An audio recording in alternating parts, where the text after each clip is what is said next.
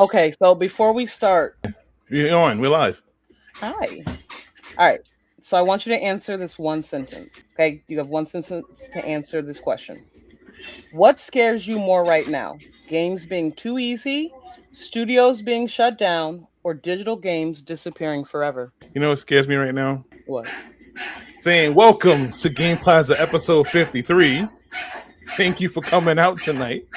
Just what the fuck is that? Well, that's what happens I don't even know. when you don't answer the dang question. Jesus Christ. All right. So is the game too easy now? I say yes. There's too many tutorials and stuff too.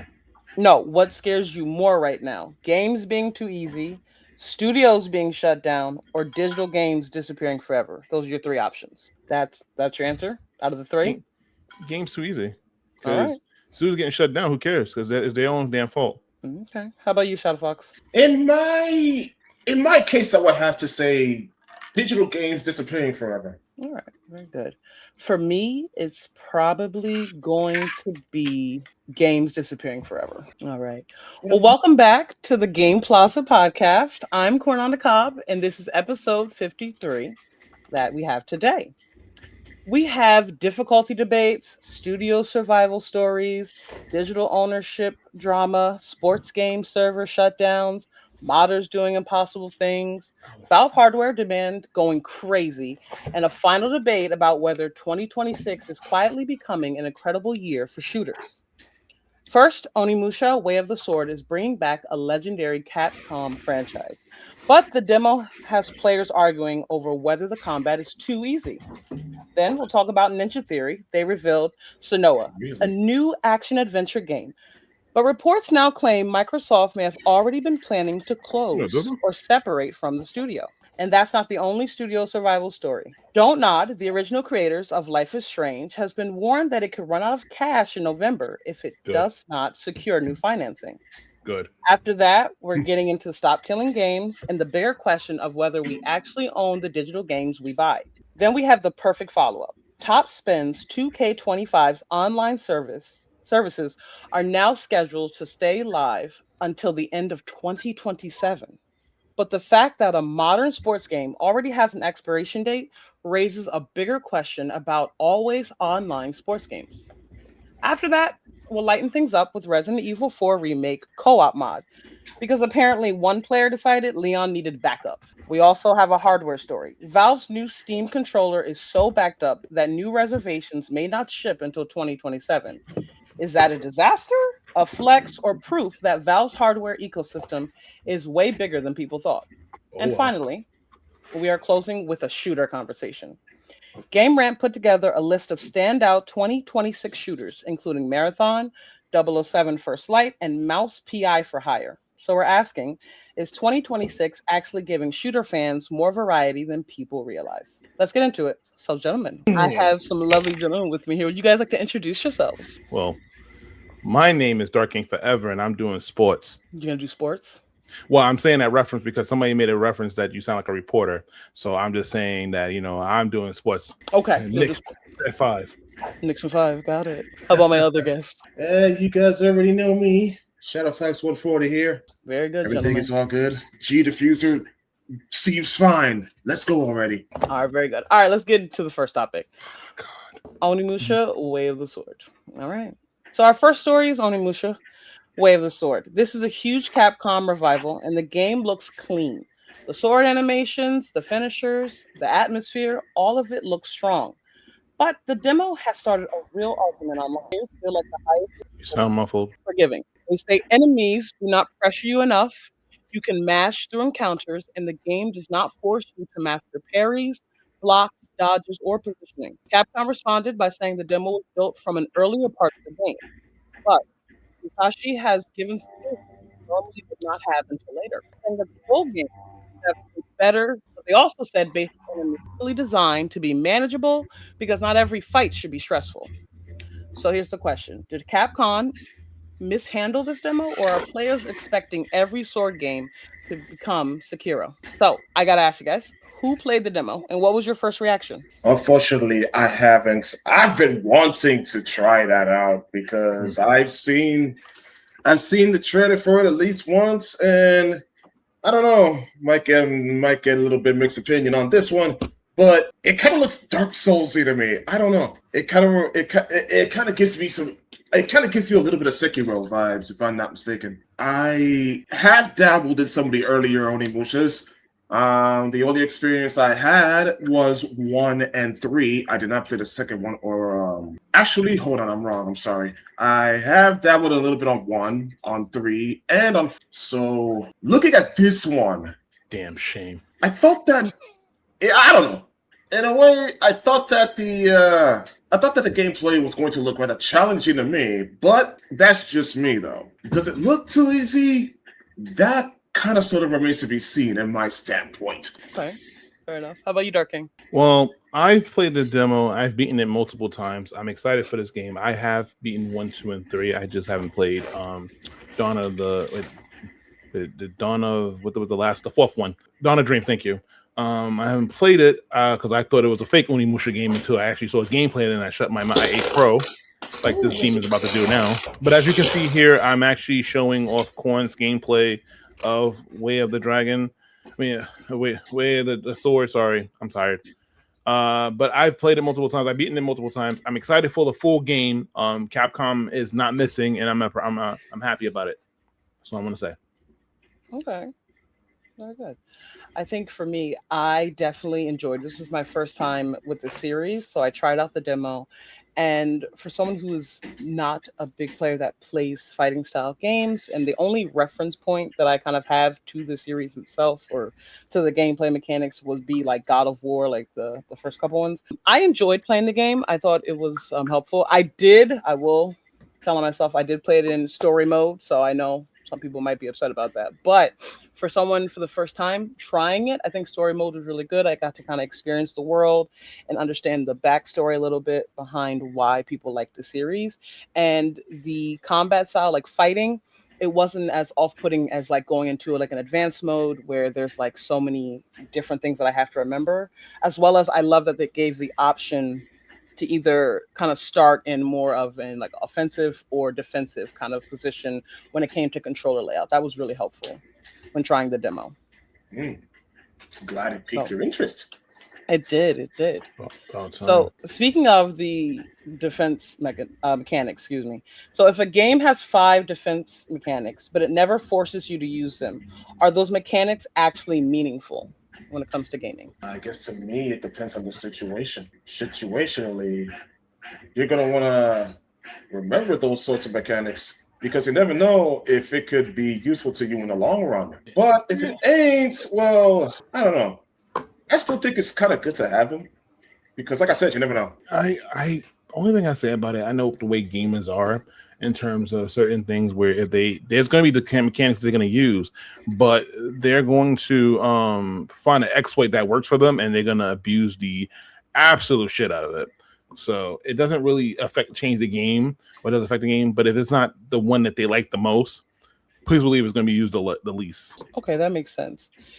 Do you believe that when it comes to playing a demo, if you're playing at different difficulties, that button mashing should be punished? I guess when it comes to a challenging game like that, well, I don't know. I would say to an extent. That's my take on it for the time being. Okay. How about you, Darkin? Sorry about that. I was getting something together. Can you repeat the question one more time? I was saying, do you feel that button mashing, like when it comes to the demo, that it should be punished? I didn't feel like I was button mashing when I played. I felt like then again, it should be punished. If you do spam in that game, enemies can block you. So if you keep mashing the button, they're gonna push you aside and cut you, and they cut the shit out of you. So yeah, I think it should be. I believe so. Yeah, you brought up a point that I was actually going to make about the demo that I noticed and I thought was really interesting. That in the game, because I have a habit of, if I am playing a fighting game, wanting to button mash. So I thought it was interesting that once I kind of got into that style of understanding what buttons to use, the game then kind of redirects you into realizing that you can't just continue to button mash. You're going to have to try to do something different. But there are different options for you to try. Now, for me, it was a little overstimulating, but it was helpful in a way to know that I had a way to kind of get out of it using multiple different buttons. So that was kind of cool as like a new player and to get to. So yeah.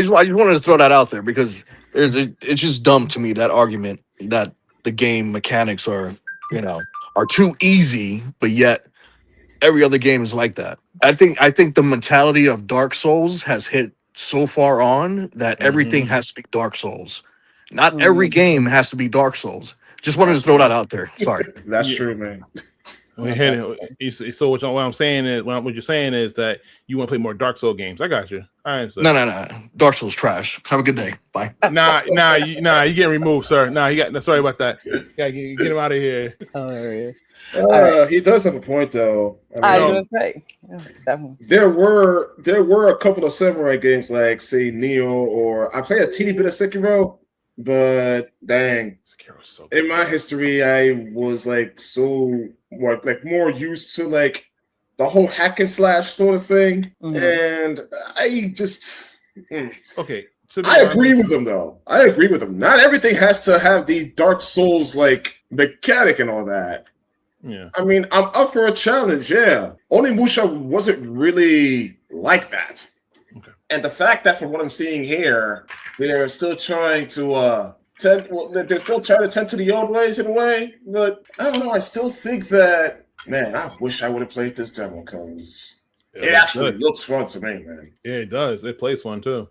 So I'm showing you different playthrough. I showed Coin in the beginning, and now I'm showing my gameplay of it, showing what story mode is and what action mode is. Nice. All right, so I want to talk about the bigger gaming culture. Do you feel that a game can be deep without being brutally difficult? Yes. It can.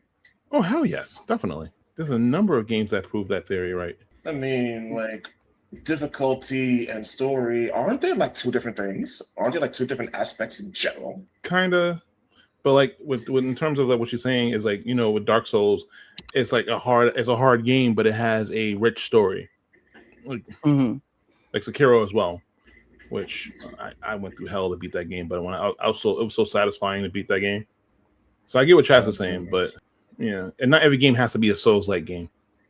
That's true. I'm actually looking forward to this Onimusha here because I want to get more into the series. Yeah, because I know 1 and 2 is on Steam now, and I know I'm waiting for the third one to get the third and fourth one. I know the fourth one, if you have PlayStation, you'll be able to play it through the collection. Okay, I didn't know that. I'll have to look more into that then.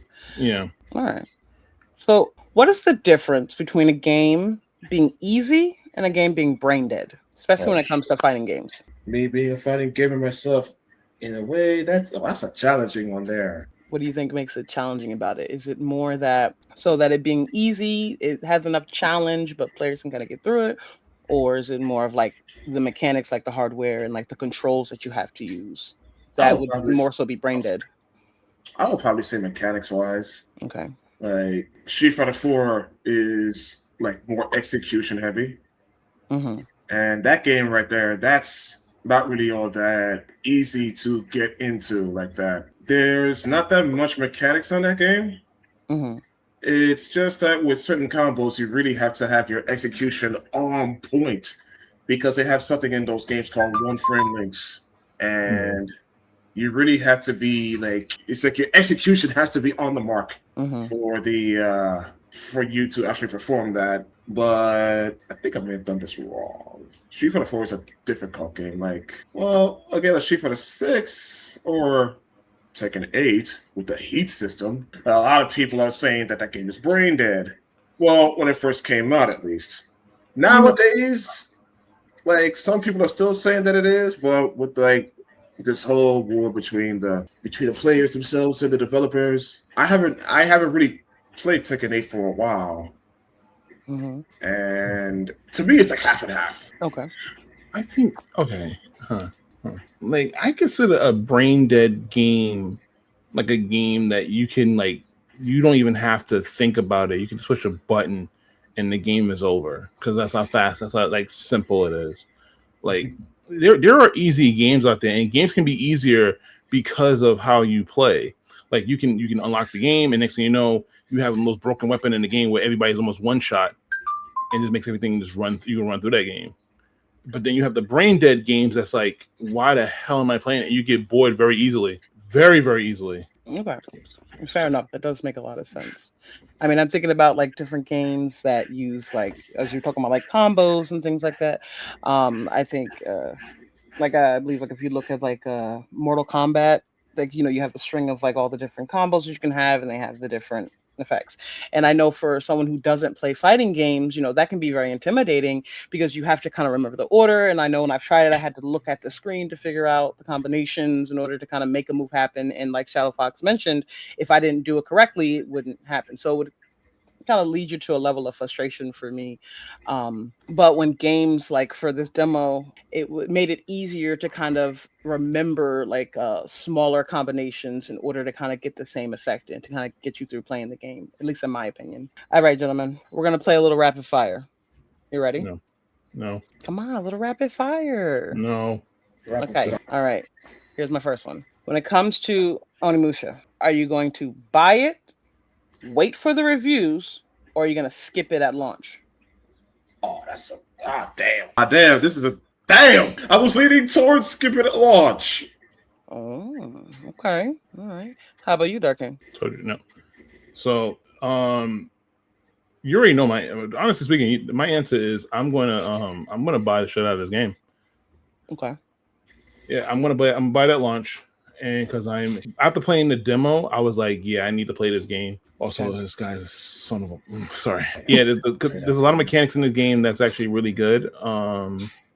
That I enjoyed with the boss fight. It did give me souls fills, but the parry system made it like the timing for the parry was like, you have to time it right.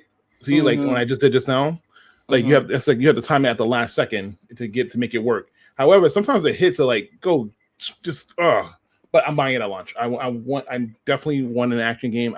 So far every Capcom major game, besides I think Monster Hunter Heroes, I've bought. I pre-owned and bought. So yeah, I'm gonna buy it at launch. I have no problem with it. Okay. I look forward to streaming this, hopefully on a better computer. Yeah, that parry system, it was rough for me to figure out. But parrying for me is just a problem. We learned that with Kenna. Me and parrying, it's not the best, but I tried. Do you have to be that precise? Kinda. Yeah. If you can block, but to get that unique, like you keep seeing the flashes of light, like when you do like the thing with the sword, like right here, that you have to parry at the last second in order to time it right. And you can when you parry them like that, you can move them. So you parry it, you can slide, and you can push them to the left or the right, which makes them open for an attack. And people are saying that this is too easy for them. Wow. Well, the difficulty is the story mode difficulties, because like when you get a call from your friend saying that she beat it, but it didn't die once, and then she played it on story mode, that is easy. To some, it may be easy. For others who haven't tried it, it was difficult. But I was glad that I was able to do it. I get it. But action, yeah, hell yeah, her 6. But yeah.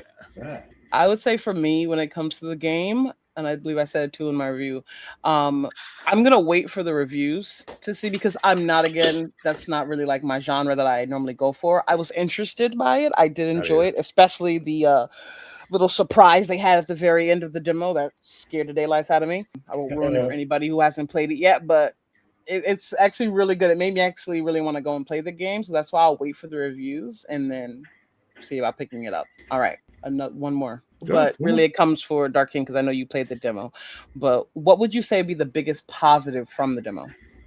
The action is really solid. As you can see, me playing this boss right here and enjoying myself. Like the parry system, when the parry system works, it works. Yeah. Like when it works. I know it's a demo because there's been times where like you see right there, I thought I parried, and then I end up like getting hitting him. So I think right here I was being greedy, but I enjoyed it. Like the system is good. I do see that there are weapons that besides the only gauntlet that you have, there are weapons that you can actually pick up, like the 2 little swords that's on the lower right hand side. You get that by getting the souls, just like you do in regular Onimusha. I died again, but I want to see what other weapons they have that you can unlock. I want to see what the story is. I want to see how bosses are going to play. Is it going to play more like Souls, or is it going to be an action game? Okay. Right. All right. Yeah. All right. So No. What about you? Because you played it. For me, the biggest positive of the demo, I know the demo was kind of like holding your hand through it. So I'm hoping that in the start of the game, they're able to kind of remind you of like the different ways and styles that you can play the game. That's why I always enjoy about demos, is how they kind of teach you to play a new game. So that was the one thing that I took from the demo that I enjoy. And I hope that they have a piece of that in the final game that kind of helps new players, because that's the perspective that I'm kind of looking at it from. Yeah. All right. So again, swordplay, that's incredible. But the question is whether the final game actually forces us to respect it. Now, while Capcom is trying to explain a demo, Xbox may have an even bigger problem, explaining why it revealed a new game from a studio it reportedly might not even keep. The next story might be the heaviest one of the episode. Really? Ninja Theory revealed Sonoa, a new action-adventure game that continues Sonoa's journey, but is not being framed as Hellblade 3. The studio described it as a bigger, more fluid, and more focused on gameplay. Deeper combat, more exploration, more puzzles, and a wider adventure. That should have been a celebration, but reports now say Microsoft had already planned to close, sunset, or separate from Ninja Theory before the game was revealed. Some reporting says the trailer may have been shown partly to attract a buyer or investor interest. So we need to be careful here. Microsoft has not fully laid out all of this publicly. But if the reporting is accurate, Xbox may have announced a new game from a studio it was already preparing to let go. So was the Sonoa reveal a real creative promise, or is it basically a sales pitch? Hey, first of all, shout out to Ninja Theory for making that amazing Devil May Cry game a couple of years ago. It's so like gangbusters, and it actually revitalized the franchise. I'm sorry. You better not be talking about the one I think you're talking about. I am. It is. Sorry, Ninja Theory was a great developed studio. It was a great studio. They made Enslaved, and then they worked with Capcom, and they worked with Capcom for the DMC Devil May Cry, which divided a lot of fans, including me. Yeah, so when they got booked, yeah. So the game that you're talking about, I know the first game that came out. I was talking to you about it before we got started with the stream. The first game was interesting. It was an action adventure puzzle game where you didn't have a health bar, you didn't have anything. It was an indie type of game, and the main character suffered from schizophrenia, where she heard voices. So as you're playing the game, you're going through it, you're hearing her thoughts like in game, like you're just hearing like, okay, I don't think I can do this. What if you can? And then like you're hearing those type of whispers as you're playing, like as you're walking down the thing. Yeah, it's kind of It was cool. So it actually worked well with headphones. So the first one did okay. A lot of people did like it, and then when Xbox bought it, it was day one on Game Pass bought it. It kind of like the second game came out, and it came out and just because nobody talks about it. Like, it's on Steam. You can buy it now, but I haven't heard anybody talk about that game in my circle. Nobody mentions that game. Unfortunately, this is my first time even hearing about this. See? Xbox is unfortunately not really my field. Okay. The only thing I know, like I said, the only thing I know about Ninja Theory is that. Yeah. I'm afraid you got me there on that one, guys. No. Well, when you were talking about the kind of the play style of the first game was more of like a puzzle, this is kind of a shift towards a deeper action adventure gameplay. Would that make you more interested to try this game rather than the first one? No, I didn't finish the first one, and I didn't care about the second one. Really? How about you? Is that enough to draw you out, Shadow Fox? I would have to see what the game looks like in order for me to have an answer, unfortunately. Give me 1 second. All right, let's see it. No, you can talk. You can talk more. So did you? I know if you watched the Xbox. Sorry, I saw something. I saw something very, very interesting. They added Sakura to Street Fighter Cross versus Capcom. Sakura from Sakura Wars. I just say. I know what he's talking about. I mean, I make sure to say the right. But okay, so let me get that game for you. But yeah. But did you watch the trailer, or did you know about it before you mentioned it? I've heard you guys speak a little bit about it. I haven't fully watched the trailer, but I am sure I will look into it to see if it's maybe something. I mean, puzzle adventures can be fun, but to see it go towards the action adventure will be interesting. So I'll go and look through both to kind of see. I don't know how they are about that, so I won't play any sound, but I will show the trailer for the third game, and you can give your take on it when we see. So this is the third game. Sega, yes, Sega. I'm sorry, Nova. I didn't mean to enter. I didn't mean to disrespect your game. Call me button mashing king. I know. I'm trying to be in character. I'm trying to be nice. So this is the third game. This is the trailer. Okay. It didn't bother. Left your people believing time would see them heal. Left in the dark, second sunlight cannot be broken. And I'm going to mute it here because that's copyright music. But sounded like something out of Troy, or that looks like God of War. Ooh, darling. I'm actually more excited for Plague's Tale, the third Plague's Tale game than this. Do you think you'd be more excited if the final game was finished by a different version of Ninja Theory? It doesn't matter because Ninja Theory Ninja Theory has been on my it list since Devil May Cry. So like I really can care less what they do, especially when they told because literally when they told like not to change anything when they told the fans to go fuck themselves if they didn't like the new version. I kind of was like, okay, I'm gonna go and do my thing. And you see where they at now. They had to get bought by Microsoft to survive. Yeah, it's definitely not good to make Why your did fans feel this- that way. Man, why did this give me God of War? What's her name again? Laufey? The refrigerator. Yeah, it kind of gave Oh my me. God. It kind of gave me that game's vibes. Yeah. Yeah. Okay. Maybe we'll see. All right. Let's talk about when they did the reveal. So, if Microsoft had already planned to split with Ninja Theory, do you feel that they should have disclosed it? No.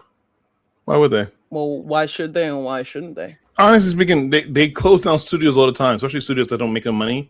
Microsoft is notorious for dropping companies like a bad habit. Okay. They'll buy a whole bunch of companies and then drop them. Like, okay, it goes with the business, but then it's also their fault too because they micromanage the games that that's made. That's true. How about you, Shadow Fox? Oh man, this is a difficult question for me to answer, so I'll probably just go with Dark King on this one. Then you too. Do you think that maybe them revealing the game was the best chance they had to help the studio survive? I don't know. I really wouldn't call it desperate. I mean, it could be corporate marketing, and it could be in a genuine attempt to save jobs. So maybe that's why they maybe could have done it that way. Damn. But when they're going on a downward spiral like that, I would probably say desperation, maybe. Yeah. How about you, Dark King? Anything to add? Yeah, it's interesting though. Yeah, this is the first one I'm showing off. Okay. I'm not playing it. I'm just showing off. But yeah, like I said, because they shout out to the studio this off of Midnight for closing. But yeah, I'm not surprised. Every year, if a game that doesn't do well, they're quick to drop it. And it's usually the same game that, like, especially the latest ones. Now, like I said, Microsoft had a bad habit saying some things, and it caused it to studios to drop. And sometimes it pisses people off, sometimes it doesn't. Now, Sega's the same way. Sony is the same way, because recently, I think within a couple of years, a year or so ago, they got rid of Blue Point Games, and that was a well-known studio that did a lot of remasters and of well-known games. And they shut down. If you're not making the studio any money, they're gonna drop you. So Okay. If you don't provide, you're done. You're dead to them, yeah. Yeah. Damn. Harsh reality, man. Oh, wait a minute. So, Corn, let me just give you an example real quick with it. Don't trust your eyes. So, Find another way to see the truth. Oh, you hear it? Yeah, I hear it. Oh, So yeah. Sounds like the game kind of teaches you not to overthink. yeah, but you can hear the voice. You can hear voices whispering, and her ear actually moving around. Oh, wow. These headphones, I'm actually surprised I even heard that. Okay. Luckily, it's not as scary as I. No, it's not. I told you it's not scary. No, All right, fair enough. I don't think it was meant to be. No, it's not a scary game. It's actually an adventure game. But I told you. So you hear voices in your head. You hear what she's thinking in real time through different voices. That's the thing. It's just like, is she losing her mind? It's like she has to be a warrior and a type of need. So that's why the game sold well. It's a very short game. It's only 4 hours from this video. Yeah, like 4 hours and 30 minutes. So you spoke about Microsoft and how they buy a lot of the studios and then companies, and then they will drop them. Yeah. When a company buys a creative studio, what responsibility does it have to protect the studio's identity, or does it have any responsibility? No, make good games. That's the reason why you got bought. So continue to make good games. If you don't make good games, I'm dropping you, because why waste my money? That's a fair point. True that. No truer words have ever been spoken there. Just don't make garbage. Give us something to actually give us a reason to empty our freaking wallets. Because they want to make gaming nowadays a freaking luxury by having these dang games be so big a price, you know? Yeah. That's true. That's very But for true. so little, or for something that might be buggy or glitchy, or, I mean, yeah, I'm with Dark King here, man. Give us a reason to spend our money. If not, then screw off. Very true. I agree with that. Do you think Xbox is overcorrecting towards only its biggest franchises? They need to. They need to, honestly, because when it comes to Xbox haven't been really leading the gaming industry, because it's like their biggest mistake with Xbox was when they did Xbox One and they focused on entertainment, like, oh, TV, and then, oh yeah, in games, once you put the games in the system, you no longer own the disc is pointless. And then you know how Sony beat them. You want to know how Sony beat them in E3? How? Oh, I forgot. The two creators sit next to each other. One had a physical copy of a game. He passed it over to his friend, and that was it. Saying that the disc you can play this whatever you need the disc to play the games. That's how PlayStation beat the shit out of Xbox. They just passed the physical copy to his friend, and that's it. And the crowd went wild because Xbox they do stupid stuff. So when Xbox do, I mean, honestly speaking, all the game companies do it. They'll do do one step forward, 2 steps back. Every time. Xbox was leading they were 360. They were leading the thing. 360 was everywhere. 360. Nobody cared about PS3 at all. Honestly, it was not real talk. Xbox beat PS3. They get to Xbox One. Xbox One dropped the ball. They shot the bag. They shot the bed. So it's like, and Sony came back with PS4. PS4 was actually a better system than One, and then they have not gotten that fire back since then. So them buying all these companies is trying to like redeem themselves, but then again, it's like all the games they come out with are not hitting. They're okay. Who has talked about Halo since 4? Who talked about Gears since 3? Yeah. Like really? Like let's be honest, 4 and 5, no one gave a crap about. I don't know. Speaking of showcases, does this damage your trust in the Xbox showcases? Okay. So for me personally, I did say on the last podcast that I did enjoy the Xbox game the Xbox conference over the other ones. And I meant that. Like the games they were showing were good because most of the games I'm getting is going to be on Steam. So that's why I liked it, because the games like it was shareable. But in terms of like, would it make me like, the real question when we asked each other last week, would it make you want to buy that game, that console? No, I don't want to buy an Xbox console. I don't want to buy a PlayStation console. Hell, I don't even want to buy a Nintendo console. Okay. Shadow Fox, what are you thinking? Like I said in the last podcast, I'll just stick to PC. Fair enough. All right. So let's talk about saving Ninja Theory. No. What about you, Quan? How you feel about it? About the damage? About no, you gotta answer too. You gotta need your take on this too. All right. So when it comes to Xbox, the showcases, and does it damage my trust in it? I mean, I would prefer if a company was. I can understand it from two sides. So I can understand that from the company's perspective of not wanting to, to attract more people to their business by not saying that they're going to, potentially separate with a company that maybe has a fan base. So I can see why, they wouldn't come out and say that if it was to be the case, from what we know. But I do also think that from the gamer's perspective, if they are more forthcoming with the information, that this is going to either progress or a partnership will continue based on the fans and like the players' involvement. Yeah. That I think that would kind of help to save those studios who are trying to stick, like in this case, like with Microsoft, if they kind of make it clear that it's like, hey, we need to see your participation. We need to see your hype around it to actually know that this is what you want us to bring, because why are we going to continue to invest the money if your fans are not even willing to say, I need you to bring this to me? So I can see it from both sides. I can see how both sides would work with it. I think that moving forward with the showcases, I don't think they're going to openly, of course, say it because that's probably going to be bad for business.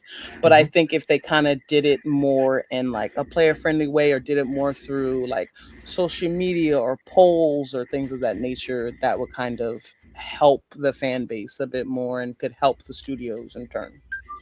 Okay. All right. So Ninja Theory, again, it was bought by Microsoft. Do you think that it should become independent again? Didn't Devil May Cry happen the last time they were independent? Yes. I mean, maybe we get it Enslaved too if they go independent. Honestly speaking, they got like Joker told the guy in the Joker movie, "You get what you fucking paid for. You get what you freaking deserve." That's right. That too. Do you think another publisher like Sony or Netflix or Amazon would be a better fit for them? No, really? no. Amazon would mess it up. I didn't want to say that. I'm just gonna try to calm down my cursing. Amazon would mess that thing up. Really? Okay. they're just as bad as Microsoft with the come on. Oh yeah. They would immediately go down the tubes. I wouldn't recommend that either. All right. All right. You ready for your favorite game? What's up? Rapid fire. All right. Should Microsoft sell the Hellblade Senua IP with the studio? Yes, it hasn't done them any money. Like I said, it hasn't done them any money, and I think it's the first game. All right, I'll say yes as well. Okay. And then one last one for that. Will Senua still release in 2027? Yeah. I would think so. Okay. All right, fair enough. Well, a trailer means very little without the people who are supposed to build the game. And sadly, Ninja Theory is not the only respected studio dealing with financial smoke right now. Let's talk about Don't Nod. The next story keeps the industry survival conversation going. Don't Nod, the original creator of Life is Strange, has received a serious warning from auditors. The warning says the company could run out of available cash during November 2026 unless it secures additional financing. That does not mean the studio is closed today. It does not mean bankruptcy is guaranteed, but it does mean the runway is getting short. This is the studio behind Life is Strange, Vampire, Tell Me Why, Jasant, Banishers, Ghost of New Eden, Lost Records, and Aphelion. The scary part is that a studio can have respected games, passionate fans, and recognizable history, and still be fighting to survive. So the question is simple. Are narrative-focused studios becoming impossible to sustain in today's gaming market? Now, the Don't Nod games. Which games have you actually played, and do you have a favorite? Neither of them. I played neither of those games. Arcane? What's up? Sorry, I was humming a song that from a game that you did not mention, part of Donut. But Coin. Yes, I've played 2 games from that studio. Also, another thing I'd say, womp womp for that company because they get you what you deserve. Not womp womp. Womp womp. Like, because they've been failing since. They did Remember Me a few years back. Yes, Donut did Remember Me when they were working with Capcom. Another studio that worked with Capcom and then leave to go do their own thing. It did not do well. It's still an underrated game. I've played it multiple times. Maybe do a review about it. I don't know. We'll see. But Donut was, and then I Life is Strange, the first game. I played the first game and I played its prequel with Chloe. Both were good. But then I fell off. Life is Strange is more like I think I call it a corn game because it's something that she would play and enjoy it and then do dialogue that no one asks for while she plays it. Yeah. But in fact, when I first started streaming, that was one of the first games I played on my stream. Like that, I finished the full game on there. As of now, they have not gotten that lightning in the bottle since then. They've been almost every game they have come out with after Life is Strange 2 has been trash after trash after trash after trash. One Life is Strange was the main character can take people's feelings and put it on other people and give it to other people, and I'm just like, who cares? It got to the point where they had to bring back the original character and try to continue the story, and it still failed. Banishers, the game that you mentioned, failed. I think they made a new game with space pilots, failed. Yeesh. The new Life is Strange game that came out, no one's talking about it. So when I say womp womp, I mean womp womp, because indeed, yeah. Oh well, moving on. That's the way I feel. Fair enough. I'm saying I have seen more gameplay than I have actually done the play for Life is Strange, and I did like the concept. Again, that's kind of my genre. I do love the narrative focused games. I do plan to play more. And I do plan to play Lost Records. That is one that I am going to do. Sorry. Now, you almost threw up. Please don't. Sorry, you said some nonsense. I almost threw up on that. Apologize. What's up? No. Okay. Anyway, so with him having such a name that is known, are you surprised that a studio with that much name recognition can be in financial trouble? Yes. I would say yes also. Stop making shitty games and you won't have that issue. What a surprise right there. Yeah, we refer to our last statement. Give us a reason to spend our cash. That's true. All right. So, do people love Don't Nods games, or do they love mostly talking about them online? From what I've been hearing lately, I would say they like talking about them, especially when it comes to their flaws. I mean, with a womp company like Don't Not Games. Although when I did play Remember Me, I did have a good time playing it. Yeah. Yes, it could be at times. I did have a good time playing it. I did beat it after quite a while. I guess that game counts. All right. Womp though. You guys in the womp is killing me. All right. You So- started it. Oh, All right. I actually streamed the Hell's Blade game years ago. Oh, did you? Yeah. Okay. So when we're thinking about praise versus purchases, right? Because people can talk a lot about, a game and sing its praises, but then you have to look at it versus how many people are actually buying the games. And we know that's a very niche style or genre of game that, has to pull in more players. Do you think gamers demand originality, but mostly buy familiar franchises? Hard do I have to say yes? Yes, that is a definite hard yes. It's a freaking hard yes. Especially when it comes to all these known companies that we all know today. It's kind of difficult nowadays for a like well-known company to like make a game that is like truly original, that doesn't really play like this game or play like that game, or maybe they actually did, but like when you're halfway into it, it's just like this game or it's just like that game. The originality just wears off. So I can understand how difficult that can be. And when gamers nowadays, they ask for it so much that they demand it, it puts more pressure on these gaming companies, And then when they deliver and the gamers don't really think that it's original, then the cycle just goes all over again, especially nowadays. Back then, the originality was like, it just flourished everywhere. Now it's just, basically that. Try to squeeze the freaking orange, the juice out of an orange. You can only squeeze so much. Yeah. You got anything to add, Dark King? Or are you just going to go with your yes on that? I'm so no. Oh, boy. No, listen, womp. That's because don't not like I said, I'm showing gameplay for Life is Strange, the first game. He does have a point. And like I said, the unique feature about this game was the fact that you're actually able to rewind. If you don't like a decision that's made, you can rewind it and then come back. And then I wasn't a big fan of narrative type games. Like I think the one game I played before that was either I think the Walking Dead one or The Wolf Among Us. Both of them fantastic games. But yeah, like I said, you have to make. I bring it up because like the games they sold well because it was a fan base, it was well loved, the multiple endings, everything like that. But it just like even goes back to gaming now. It's just like we want that creativity. I'd rather spend my money for something that's creative and fun than trying to stick to something safe. Because sometimes something safe can be boring. Yeah. For perfect example, last year, Expedition 33. It's a brand new series, brand new game.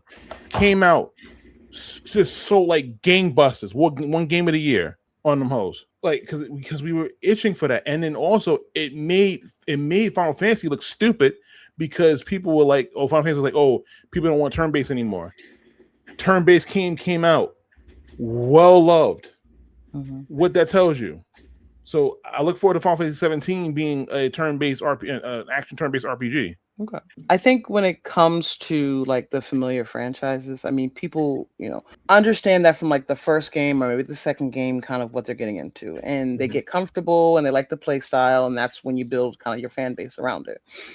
But then you have the section of those people who then say, okay, we want the originality, we want something different, and then companies are kind of tasked with figuring out how to do that within the confines of the game. So then you have kind of like the story of like the Life is Strange and how we have all the different iterations of it in games, that then you get compliments and complaints from it in a way, because then you have people that say they love that we still kind of have, different characters, but we understand kind of how the story will progress and move along.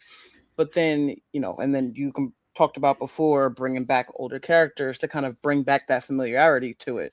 So I can see how this can be a really tricky like seesaw that the studio was trying to play with, and also when it comes to games that have kind of like a history in general. Now, as somebody who, I loves games, but I don't have enough time in the day to sit and play them. So I do love watching YouTube playthroughs, right?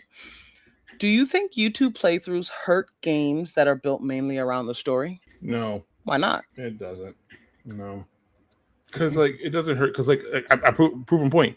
I'm sitting here like, God, it's yesterday. Well, sitting here playing games that are like on from the old days. Like it didn't hurt. It doesn't hurt it. I mean, the only thing that sucks about it is if it's have copyright music, then yeah, it's gonna suck ass because they're gonna shut that shit down. But besides that, yeah.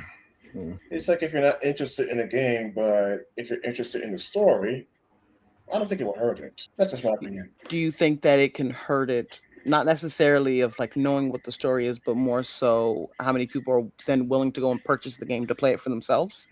Yeah. Because I know for me, as a person who I maybe don't have the time to maybe sit at a moment and play through all these different games that I'm seeing, being able to watch a playthrough of a game, it helps me to feel like I've played the game, even though I physically haven't played the game. Mm-hmm. But if it's a game that I do love the playthrough of, it will actually inspire me to go and actually want to play the game for myself. Really? Especially if there's a way that that there are different choices and decisions that you can make that affect the ending and the outcome. So I don't think I think it can hurt it necessarily when it can come to maybe not that genre's wanting to kind of dabble in and try the new games, but for the people that like that genre, it could be helpful as well. So like for example, like you said, so you play a game that you like you play the game, it kind of inspires you to play the game, right? It depends on the genre. Like the playthrough or like the trailer, but if it's like, it grabs me enough and I like the story behind it, it would make me want to go and play it. So like a sub, like it's like like it's like a liminal like type of way of doing things, right? Say that again. I'm sorry. Huh? What happened? It's a type of way. I'm sorry. Repeat yourself. Oh no, I was like, it's like you want to be a sub to the game to like a liminal like type of game, right?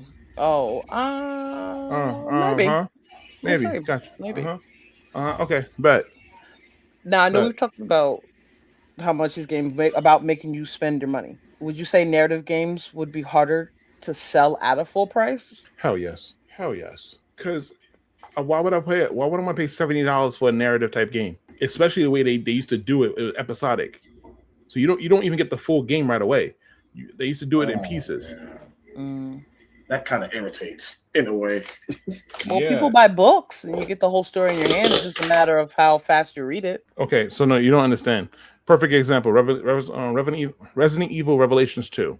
When it came out, you didn't get the full game at one time. You had to wait months apart to get the next chapter, which sucks. That means that if I rush through the game and I beat it, I have to wait an entire month before playing it again. You will continue the story. Same thing with Life was Strange. Life was Strange did the same thing. They came out with episodes every couple of months. Like a month, like you get one episode, then next month it was episode 2, episode 3, a month after. To the point where they had to make the first game free, the first episode free. That's the demo. Clever. Okay. Didn't some indie horror games do that also? Yes. Wasn't Poppy Playtime one of them too? Yes. In fact, they're still doing it. I thought that was over. Is this still going? I think so. Okay. Wow, they didn't get to the prototype yet? I'm not sure. I'm not. I thought they would have been did that. Interesting. There we go. Get some gameplay going on here. That's what you're saying, Quan? Oh no, I was gonna say, some people have felt that Don't Nod has grown too aggressively. Do you think the studio spread itself across too many projects? What projects? It's either Life is Strange or a game no one's gonna remember. It's still projects, technically. Well, I guess he's just talking about those specific ones. Yeah, those are your ones. Do you think the problem is more so game quality, marketing, business structure, or all three of them? You have to, if you're going to do a narrative story, you have to have a good story. If your story is garbage, then no one's going to care. Okay, the story needs to actually pull the pull the gamer in, not just for the gameplay alone, but for the story itself as well. Perfect example.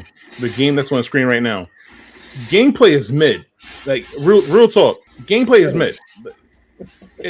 But the story is great. Like I can see this as a movie. But this combo, so thank you, past Dark King, for showing the pausing it and doing the combo the combo lab. This is garbage. this whole thing right here is this garbage. Like this took me a while. Let's be real. Oh man. But one particular long ass combo. Oh my god, yes. But the story is what kept me. The story is what kept me too, because I wanted to learn more, especially when you got to the memory remix, where you can alternate memories, and that part people keep saying that they wish that was kind of a game alone that they can do that. Now, if they took this Remember Me and made a narrative story, and then used the memory remixes to change the story up, I would play that, because Nilin is a great character. That's the name of the main character here, Nilin. And she's a great character, and I would love to see her in more games, but Capcom put her in the vault, and she's never been out since like the 2010s. So I know, person in the background. Sorry. No, I know. I just heard, ow. Yeah, this mic is pretty powerful. Man. Okay. Shadow Fox, do you have anything you want to add to that? Oh, dang. I think Dark King hit the nail on the head on this one. Okay. I mean, I played this too, and the story did intrigue me, but some of the gameplay actually did irritate me a little bit. Yes. Especially those combos that shouldn't really be difficult to do, but the timing makes it BS. Especially the ones that replenish your health. Oh man, I'm so sorry. We got another visitor here. Hey, sir. Hey, caller. How you doing? Hi. Caller, online one. Caller. Hi. Can you hear me? Yes, we can. Okay. Chicka fuck.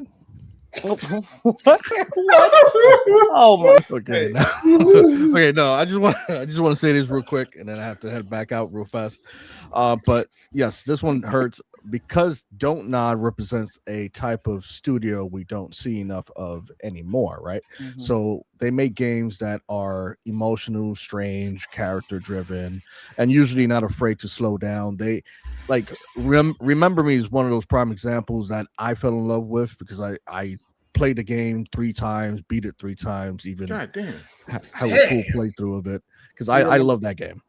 So I remember how it feels to, no pun intended, to have a studio like that actually creates good characters. And even when every game doesn't hit perfectly, you can tell they are trying to make something with a soul.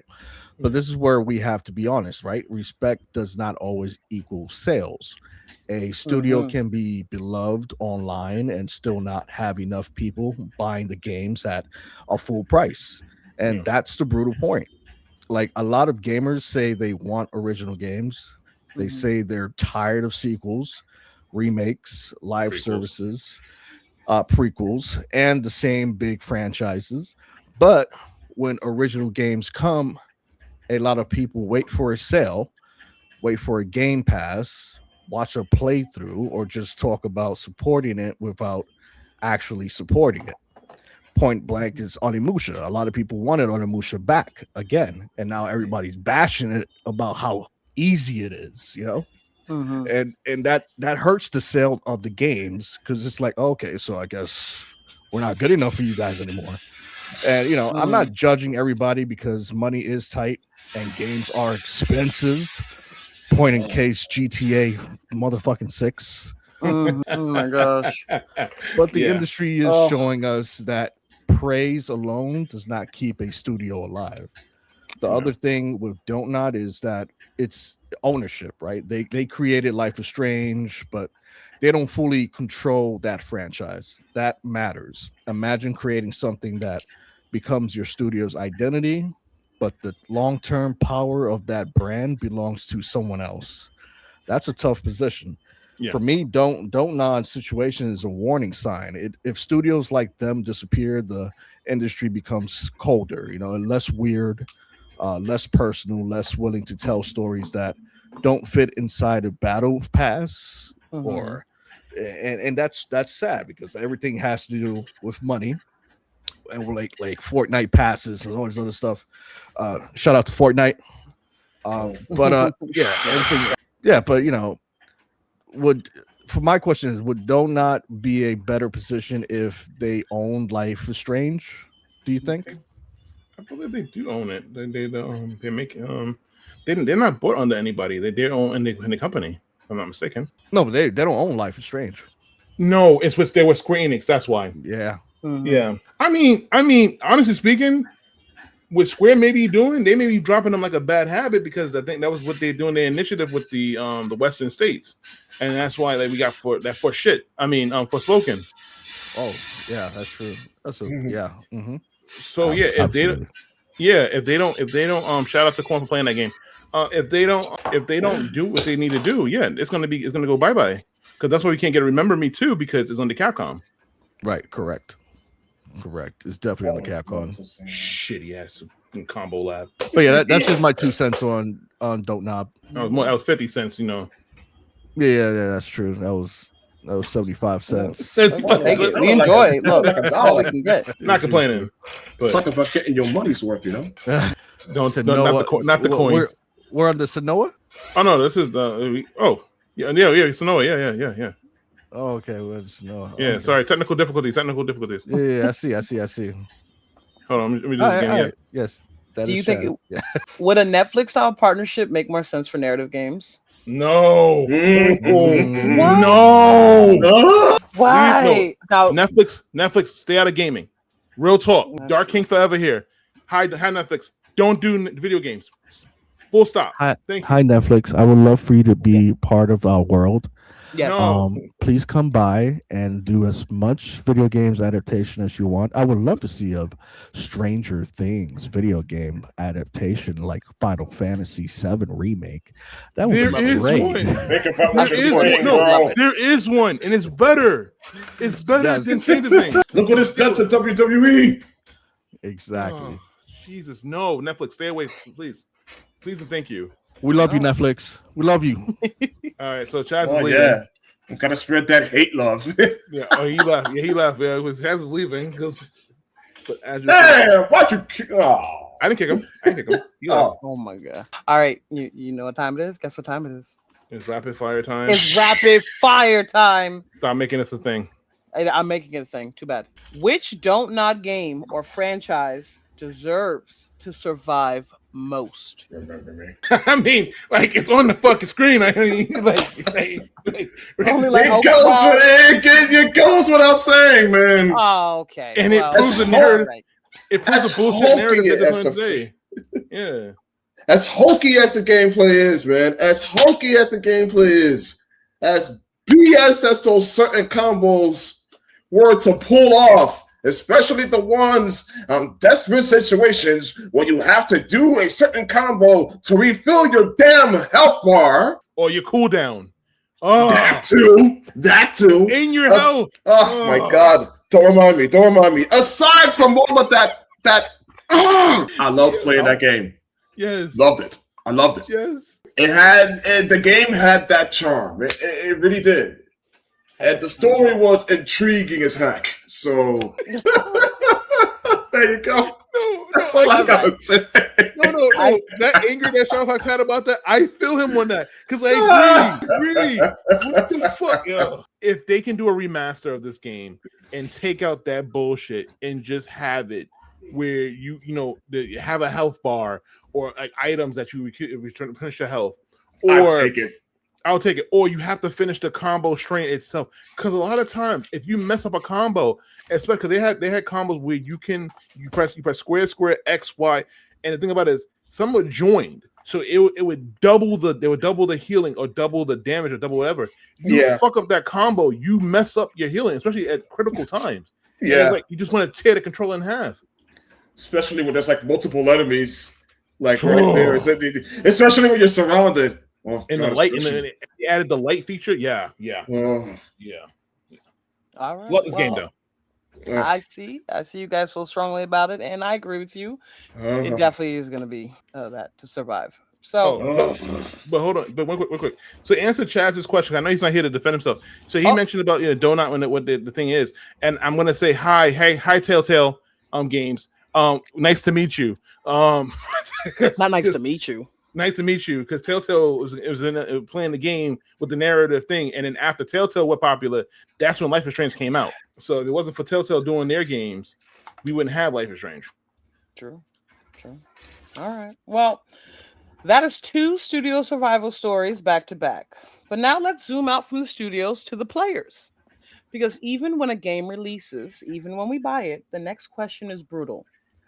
Do we actually own it? No, now we're talking. Sorry, I'm sorry. No, you're fine. So about Stop Killing Games, known in the EU process as Stop Destroying Video Games. This idea is simple. If a company sells or licenses a game to players, that game should not become completely unplayable just because the publisher turns off the servers. The European Commission has now responded, and it is not the answer the campaign wanted. The Commission says it cannot propose a legal obligation forcing publishers to keep games playable after commercial support ends. Instead, it wants a voluntary industry code of conduct for how games should be handled at the end of their life. This became a major topic after Ubisoft shut down The Crew, which left people who bought the game unable to play it. So here's the big question. When we click buy on a digital game, are we buying ownership or just renting access until a company decides the game is done? So when you buy a digital game, do you feel like you actually own it? When you click buy, it's yours. End story. It's not like there's like a freaking rent button, or is the word rent behind the word buy? Because well, especially to Steam, that seems to be the case. Thank heaven for GOG. Yeah, facts. Or in this case, I'll have to say it in a like certain jingle. Thank goodness for Chef GOG. Because once you buy a game from that place, it's yours. Yeah. You can do whatever you want with it, regardless of the server being down or anything like that. You can even play it offline. Not like Steam. Yeah. If Steam goes under maintenance like every Tuesday or Wednesday, you gotta wait. You can't even play the game until it goes back online. That's the one thing about Steam. I would like to think that once you click buy or purchase on the game, it's yours. You have ownership of that game. Hello? Okay. Sorry. How about you, Dark King? I'm sorry. That background noise got me. I was gonna say something so stupid. Oh my god! Hold on. No, I know that. No. All right. My bad, bro. So when it comes to games, and everything like that, yes, it kind of sucks that because I know some of my 700 and something amount of games I have in my Steam library. If anything happens and I mess up or I get myself banned, I lose those games. Those games are gone. Okay. And it sucks. Like as I said, shout out to GOG because they are trying to keep games alive. And that's a good thing because a lot of games that I have on there now, I know that anything happens, those games are mine. And I wish that more games that I really appreciate and really enjoy come out through there. But I don't like that we lose games where if the license is over, games are gone. We will never get another Def Jam Fight for New York again, or we can't get a remaster of it, or we can't get a port of it because of licenses, of course. And then it's gone. It's stuck in the PS. There's a lot of PS2 games. I will never get Shadow Hearts again. Like Shadow Hearts 1 and Covenant. And those are 2 RPGs I freaking love.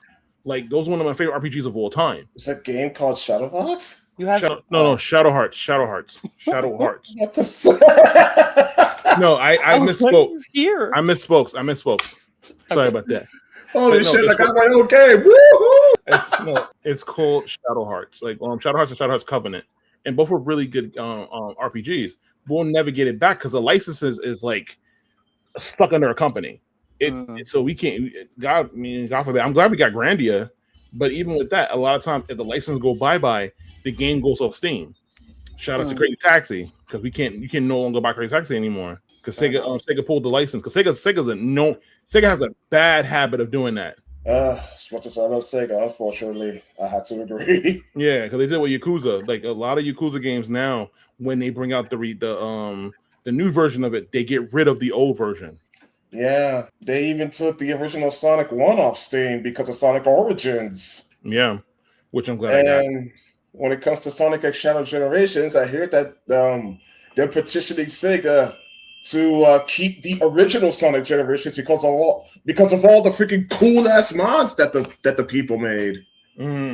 Well, See, And there's also that too, you know? when it comes to buying a digital game, right, and feeling like you're owning it, for me, my experience, like, I guess it goes through like Sony and PlayStation because I feel like you should own it. Like, I agree with you guys because nothing hurt more than when I got the PlayStation membership and I was able to play the Kenna game, and I was able to play Spiritfarer, and then they decided to take these games and put it under another tier and say, oh, if you have this tier, then you can play it. But it was like, but I already had it. Why do I now have to go to another tier when I'm already halfway through the game and now I can't finish it unless I pay for another tier? So I was a little ticked off about that.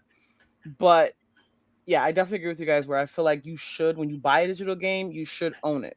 Do you think that when you do buy it on store pages, that it should say license access instead of buy? I know we were talking about the verbiage that could be used. yeah, I feel like they should do that, where you get like, because the thing about it is, it's not fair. Mm-hmm. Have you?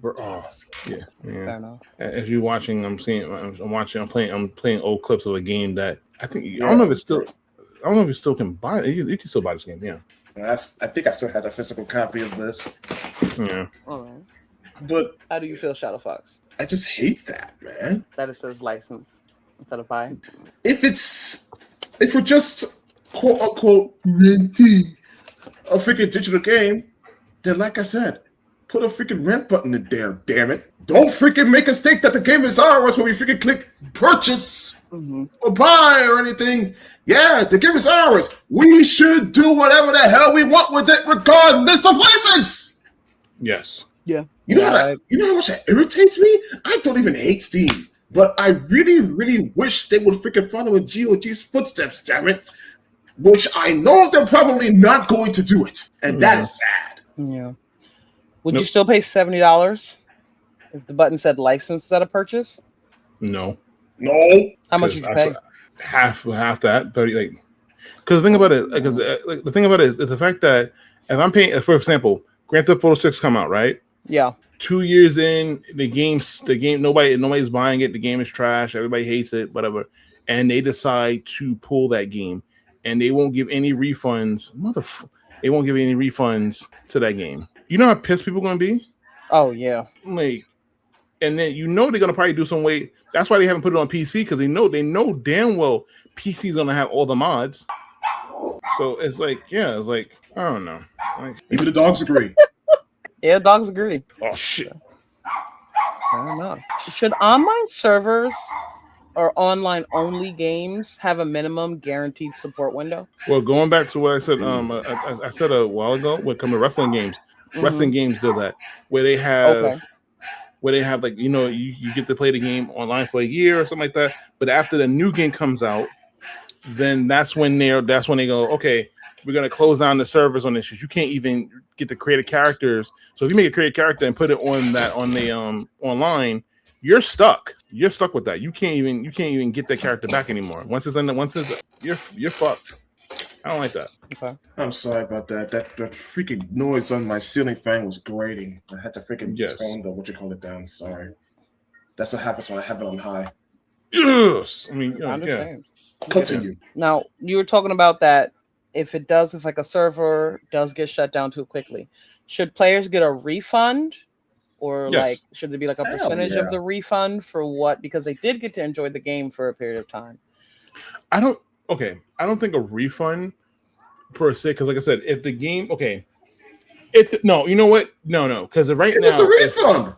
No, because if Fortnite would have been shut down, the hundreds of dollars that I spend on the battle passes and stuff like that, I should get something back for it. For the new, like if they do, hey, Fortnite 2. Because, perfect example, Splitgate. is a perfect example. When the second game, when part 2 came out, or even Overwatch, when Overwatch 1 came or 2 came out, they shut down 1, and people were pissed. People were freaking pissed. And to this day, if you go to the Steam thing, their review is still mostly negative because of this. And then not only that, when 2 came out, 2 did so poorly, they converted it back over to 1. They took out 2, and now it's called Overwatch. It's not even called Overwatch 2 anymore because that's how terrible it is. But the thing about it is, when you do stuff like that, what happens to my purchases? Then, I deserve something for that. Yeah, definitely. Like, the hell?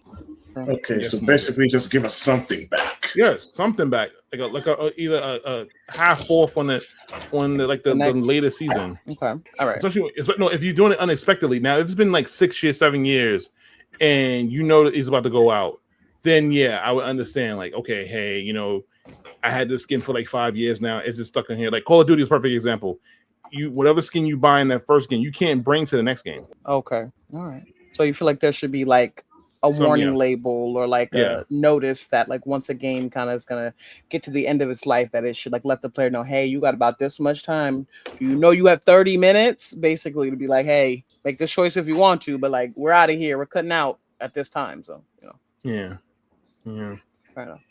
All right, let's talk about the EU's response. All right. Some thought it was realistic, some thought it was weak. So do you think the commission was being realistic about the copyright and IP laws, or is it avoiding the hard fight? Oh, this is a tough one. I'm afraid I don't understand the question. We're going to have to elaborate a little on that one. So I would think that, and when I'm thinking about it, for the commission, yes, there's a lot of sticky tape that's going to be around copyright and the IP laws. So if they go against this and they just kind of like let the people have kind of what they want of being able to keep the games, they're going to be fighting so many different legal battles with so many different people and companies that I get why they're like, all right, we don't want to get too into this, or we want to give, a little bit. So I get why it might seem like they would avoid it and the hard fight, but it's like they're also going to get themselves into like a deeper hole if they just allow it. So I can understand they had to really kind of sit on both sides. Because the outright getting rid of a game, all because like they said, with the Ubisoft and the crew, they can do the same thing with the Division. If it ain't making money for them, or like they would have done it with the Division if they didn't get the backlash for the crew. Like real talk. So I'm not surprised for certain companies to do that. Yes, thank you, Derpy. Stop unaliving games. True. We missed it. Like I want my games. Like, you know how many games on PS2 that I want back that we'll never get? Wow, a shit ton. That is why I still have my physical collection in my closet. Same here. No one else is touching that. Nope. You got Shining Force Exo. I know there's emulators and stuff, but no. Yeah, we like the physical copy. It's something about the physical copy of a game when you open it up and it's like, oh. And then there's the instruction book right on the other side. Yes. Remember instruction manuals? Oh. Yeah, there's definitely something to having the physical game and like knowing that you have it versus kind of having it in like the universe where it can disappear at any point in time, and like God forbid you really lose a password and you can't get back in. It's a wrap. Yeah. But that's what it kind of like feels like in a way. But yeah, having the physical game is probably like, to me, is always going to be like to have. But then you got to remember having all of that space. Like I can see like having. That's why I bought like the PlayStation like Plus membership when I did it, was because like I had like a world full of games and I didn't have to have each physical copy of the game, so it would allow me to try different games and to see what I like instead of actually physically making the $70 purchase into only one game and kind of being like, okay, well I bought it, I kind of can't return it. It is what it is. But yeah, definitely having the game, I can see the benefit to it because it's like it won't go away. You can have it forever. You can do again what you want with it and everything. Now, we touched live service culture, right? And you spoke about the hundreds that you spent on Fortnite and all that. I'm thinking about kind of like how we do things nowadays, but are we really comfortable spending money on skins and battle passes for games that may disappear? Ooh, boy. Shut your mouth. I said what I said. Back at the PS3. Oh, man. all the skins I have bought for DOA 5. It makes it pointless, like to buy skins, because GTA, people that bought the skins in GTA 5, all the money they bought, they're gonna have to do the same thing for GTA 6 now. That's true. But the thing about it is, it's more. The more the question is, did you feel like you got your money's worth at the time you bought it? I certainly did. Yeah, so that's fine. That's true. You got your money's worth. There's nothing you can do about it now. Like, I'm gonna be blunt here. Like when a piece of shit, asshole piece of cat buys you a John Cena skin, knowing that you don't like John Cena, then you feel like you need to regret that. Well, wasn't there like a featured Fortnite where they allowed some people to return? You can't return it. Like there was like a period of window. You can't return it. You can't. I'm sorry about that. I'm sorry. Just remember you can't see him, right? Okay. Anyway, all right. I'll move on. You're so lucky you're the host. I did. I'll move on because that would have got me kicked out. Hey guys, guess what? If you say recap time, you say recap when rapid fire, I'm gonna lose my shit. Guess what time it is? Oh my god. Guess what? This is a good question though. I got it though. Guess what? You know what time it is?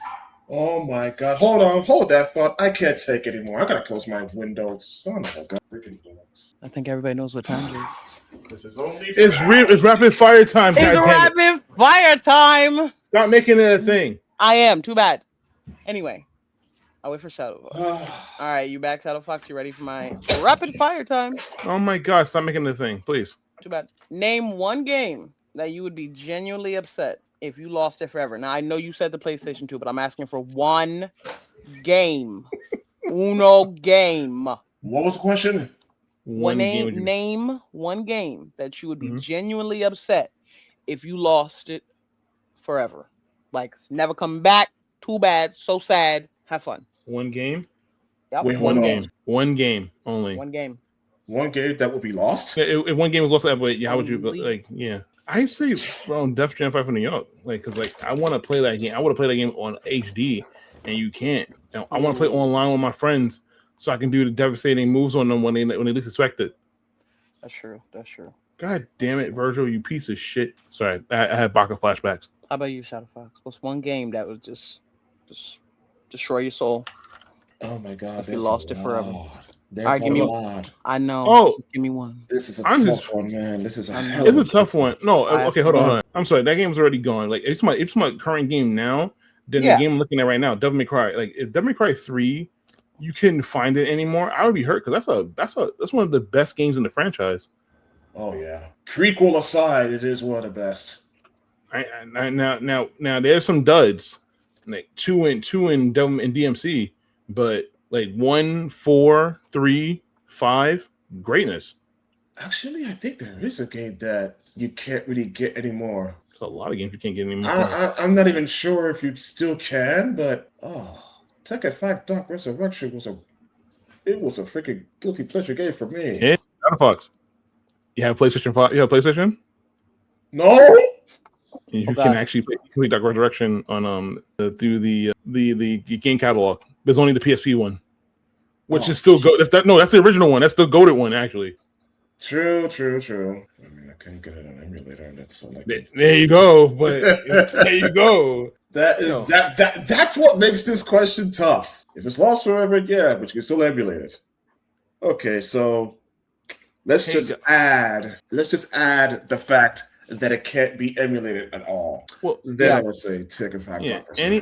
Any of the viewers out there that's watching, you can comment on like what games do you like. The same question goes to you guys as well. Like what games do you feel? Yeah, I'm curious to know as well. But what about you, Coin? What games that you play? Like Resident Evil 4. That can go. Evil Within, Silent Hill. Next thing you're playing, Silent Hill. Would you just let her answer? I'm giving examples. I would be genuinely upset if I lost Remake. Because the way it blew my mind after playing the original, I'd be devastated.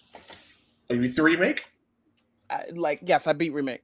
I'd be devastated if I couldn't get my hands to ever go back and play Remake one more time. I'd be a wrap for me. You play the original one, call it a day. Yes, but like seeing the beauty and the music and the emotion and the. I'm sorry. No, not you. I'm talking to Nova. Oh, okay. He misspelled crossroads. Crossroads. Crossroads. Oh, crossroads. So Sonic R. A Sonic R. That sounds like a derpy answer. No. Oh no. That's a Nova said Sonic R. That's Automod. that Derpy would say. Oh, he did Derp say said Automod. Oh, Dragon's Crown. Listen. We're getting Miramasa on Steam. This game needs to sell so we can get Dragon Crown. So like we need that game to sell. Dante. All right. Yeah. So, if a company can take away access whenever it wants, then maybe the word buy doesn't mean what we think it means. Now, let's get into something more fun. When publishers move on, sometimes the fans keep building anyway. Somebody made a Resident Evil 4 remake co-op. The next story connects directly to what we've just talked about. 2K's official online services page. Okay. Okay. I'm listening. Let's see. All right. So, all right. Okay. All right. We'll pause on the co-op. Well, I mean, we'll talk about Remake in a second because I think that's going to lead us from server stuff, like setting down servers, and it's going to take us into 2K, and that's going to go there. But I will go. Hear your take on that about Resident Evil 4. Yeah, I can't wait for your take on that. Really. Oh yeah. Because Leon, he definitely needs some support. But we'll talk about him in a second. But before we get to him, we're going to talk about TopSpin 2K25. No. All right. So 2K's official online services page now lists TopSpin's 2K25's online features and services as scheduled to remain available until December 31st, 2027.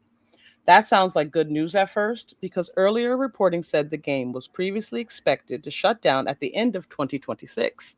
So players are getting another year. But there is still a bigger issue here. TopSpin 2K25 launched in 2024.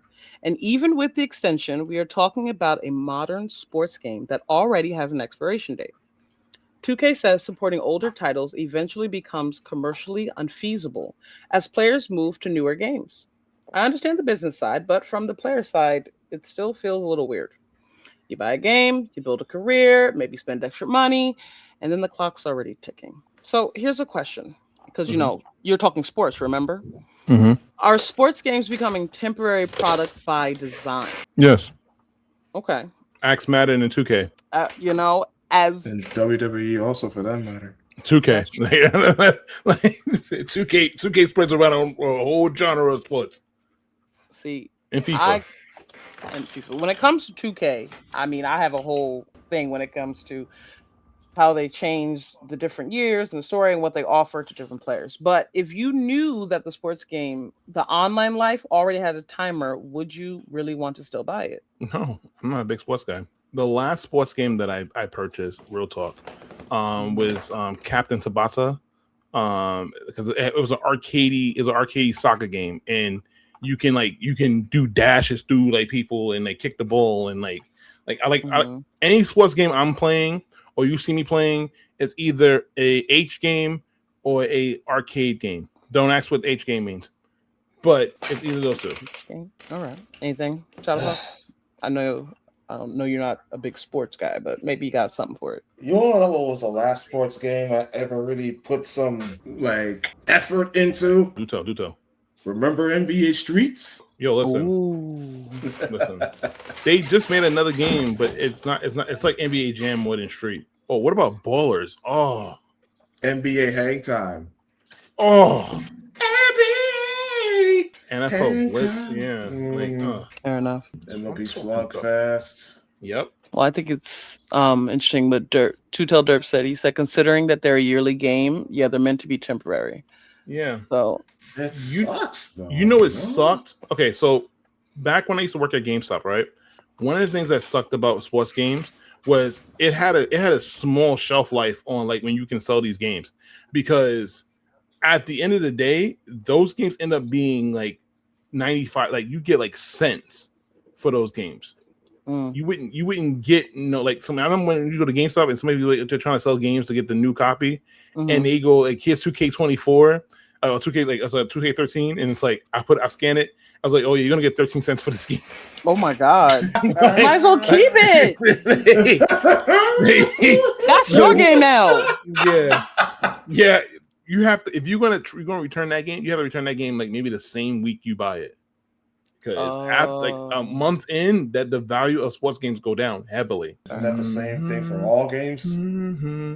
Not really. There's some games out there that you can still get good money worth for it, but you ain't getting unless it's a Mario sports game, you're not getting any value on any sports games. Okay.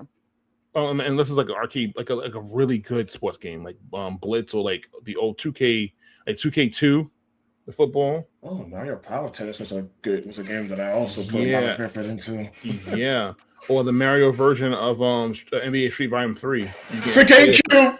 Yes. Oh, that's a rare copy. Good luck finding that. That's what Dolphins for. But if you go online right now to Amazon and try to buy a copy like 2K23, that's just gonna be like $2. Wow, $2 is wild. Yeah, that's actually wild. I think for me, if I knew that it was like on a timer of like knowing like that we get the full thing, like all of the different content, and this is where I get a little salty, but if we had all the content for this time, I would be willing to buy the sports game, because that's kind of how I like got into gaming. It was like I would play 2K, and my biggest gripe that I've had with 2K was when we switched over out of the PS4 era and we went to PS5, and then I forget whatever year it was, but they were like, oh yeah, we're gonna have it for like the people that play on PS4 and the people that play on PS5. It's going to be the same experience. And I was like, oh, great. So they advertised it's going to be like a city and we're going to be able to do all these things. It was great. Did Dave Chappelle come out? When he finished saying it? Say, gotcha, bitch. No. They pissed me off. They put us on they put us on a boat instead of putting us in a city like they were supposed to do the PS5 people, but they didn't say it. Now, had they have said it in the beginning that, hey, PS4 papers. Hey, listen. We love you, but like, we can't put you in a city.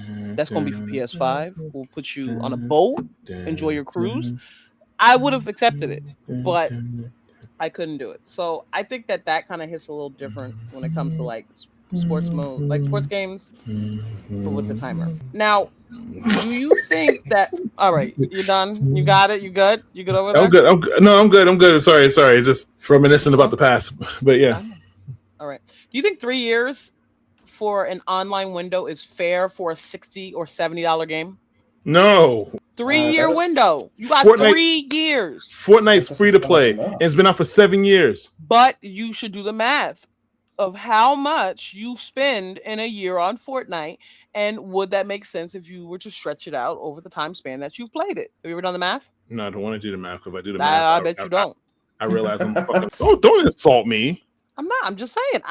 I know kids who didn't want to do the math. No, so I don't want to do the math, because I and then especially when you have the crew and you pay them out, you pay a month. I mean, it's not a lot, but still, it does add up. It does.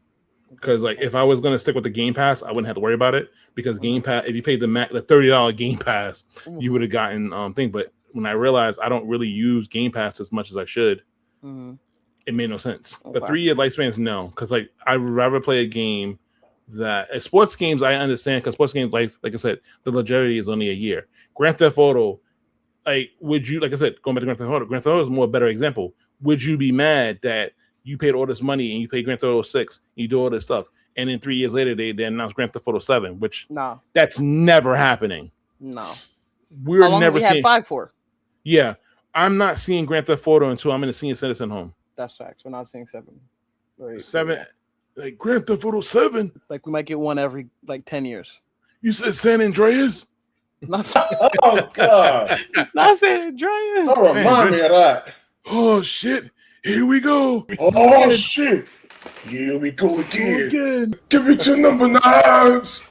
A number 9 large. Number 6 with extra. Never happening. Give my food. Sir, this is a nursing home. Huh? Put the fries in the bag. Nova, calm down. Oh my God. 24-hour street. No. All right. Dark King actually made a cameo in Grand San Andreas. Go fuck yourself. Wow. All right. Does it matter whether the shutdown only affects online features, or does losing online progress still damage the whole game? It depends on the game, and it depends how much content the game has. It really does, because like it could kill. Like for example, the crew. It killed any kind of love. Because if I had the Crew 2, why would I consider getting the second game if I know that at any time Ubisoft is going to shut the server down? Sure. Everybody that's dick riding on the new Assassin's Creed game, you just be aware you're paying full price for half the game. Because remember, the original game had multiplayer. There's no multiplayer. They're doing the same thing for Sega. I mean, for Halo. The campaign getting remade, but you're getting no multiplayer. Why would I pay full price for that? I'm not paying $7 for that. Yeah. Good grief. I wouldn't either. That's why I haven't bought any of the new 2K games. I'm like, that's fine. I'll scrap. All right. So let's talk about their business argument. Should companies have to support games longer if they sell premium editions, microtransactions, or season passes? How hard? And how long? How long should they have that support for? Forever. Forever. Till the system shuts the fuck down. Like, how hard you want my yes? I mean, however you want to do it. Yes. Okay. Shadow Fox, what you think? Basically, what he said. Yes. If I'm paying $100 for a game, please believe I'm gonna expect my money's worth. Never. That is what gamers want nowadays. Oh, do it offline mode. If you feel like, okay, all right, do it offline mode, or do it where you can actually have it where, like Call of Duty do the servers where like I guess based on the person's internet they can get the game going. If you can't continue on with that and you want to move on, make it that way, but keep the game alive. If it's not modders doing anything, then a lot of these games end up just going for neat. It does extend the game's lifespan. Dopey had said it earlier. Yeah, it definitely does extend the lifespan of it. So I should know. I mean, we can see the connection here that, with TopSpin, and they prove why the stop killing games conversation really matters. Do you think that the real issue is the shutdown itself of a game, or the fact that players are not aware of what disappears before it shuts down? They're not aware of it because a lot of times they move on to another game until they go, "Hey, we're shutting down this game. What are you talking about?" Because I mean, nobody's really playing Street Fighter. Like, when people playing Street Fighter 4, but nobody's playing it as hardcore as they used to. But I promise you, if they go, "Hey, Capcom is shutting down the Street Fighter 4 service," I bet you that Street Fighter 4 is spike up yes, it would. Incredibly. Yes, it would. Especially when it comes to a game that is so execution heavy, like Street Fighter 4. And that is what most of these fighting game players miss. They miss the execution. They miss the difficult to perform combos and all that. Once Street Fighter 4 goes down, oh goodness, it's a wrap. Yeah, I agree with you guys on that. But definitely, I think is that the players aren't aware until they feel like it's too late, and then they're like, "Oh no, I want it back," and it's like, well, what? They saw the data, you weren't doing it, so they shut it down or they changed it. So it is what it is. I mean, as Concord, what happens when you don't get love? I know. Rapid fire. All right, I'm going to take a shit. Is the December 31st, 2027, meaning next year? Next year. Is the shutdown fair, too soon, or just modern gaming reality? It's modern gaming reality. A lot of MMOs does it. But the way they do it, they treat it with respect. A lot of times games come out, they'll just go, "Okay, hey guys, you're done. Bye." Like, we're shutting down like 2 weeks. Thank you for making your purchase, sucker. But we're leaving. But Concord couldn't do that. Concord had to give refunds because it was too early in the lifespan for it to be like, "Yeah, we got your money, sucker. We out of here." No. Like, with game like Matrix Online, the game didn't do well when it died. They treated it with respect though. They had a whole ceremony. They had a whole thing where they see how the game crashed, and they remembered it because they treated it with respect. Okay, it's a game series that's going bye-bye. But it's like, okay, fuck you. We got your money. We're out of here. We're gone. No. They was like, okay, it sucked that it's gone, but we got our money's worth. All right. Because remember, we didn't have all the microtransactions and all the other nonsense. The microtransactions back in the day was expansion packs that you had to physically buy. Yeah. To put on a disc, to put on a CD-ROM. So a CD-ROM coin is an older thing on the computer. All right. I know I know what a floppy disk is too. Thank you very much. I'm just saying. All right. Damn, What were you thinking, Shadowhawk? I was leaning at first. I was leaning towards Too Soon, but I'm gonna go. I'm gonna go with Dark King's choice. Yeah, modern gaming reality. Yeah, I mean, Yeah, that's anyway, how they modern gotta gaming is nowadays. Yeah, they got to make room for new things. You know, if you have the same things, you know, it's not going to be enough space, or it's got to become bigger. Define new things. Because as far as I'm concerned, we're getting the same thing when it comes in the form of a remake. I mean, but some people want the newest year of 2K. You know, so apparently they had to get rid of Overwatch to put in Overwatch 2 to put it back to Overwatch. Okay, so TopSpin gives us the real-world version of the ownership debate. The game is not disappearing tomorrow, but the timer exists. Now, let's move from the publisher-controlled shutdown to the exact opposite energy. Fans rebuilding a game in a way the publisher never officially did. After all that heavy industry talk, this one is just wild. A modder named Clay B TV has created a beta co-op mod for Resident Evil 4 Remake on PC. This is not official. Capcom did not add this. But the mod attempts to let two players go through the campaign together, syncing enemies, doors, switches, alarms, story events, and progression across two separate games. It is still a test version, so do not expect perfection, but the fact that one modder got this working at all is kind of insane. Impressive. So now we have to ask. Yeah, that is impressive. So, does Resident Evil 4 have an official co-op, or does co-op completely destroy what makes Resident Evil work? Would you replay Resident Evil 4 Remake in co-op? Hey, Corn, but you can answer that question. I was about to say, can I take that first? I want to take 1,000%. I would. You would? No, so no, I would. No. So no. For you, it means to be carried. Yes, I'd try it, but also it would alleviate some of the stress that the game carried. Sorry, I'm sorry. I had to sneeze. Let her finish, bro. I apologize. I had to sneeze. I apologize. I mute myself. All right. So again, from my experience, when we played, what was that, 6? And we did the co-op for 6, I enjoyed playing that game more because I had a partner in it versus having to play 4. That's what I really honestly believe.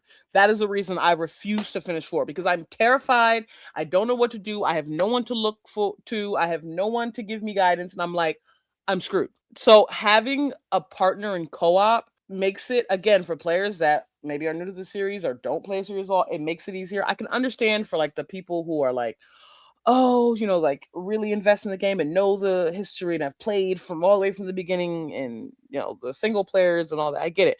But to have the option of having a co-op in a game, especially like a horror kind of game like that, I love that ability. That would make me replay it. Harry, excuse me.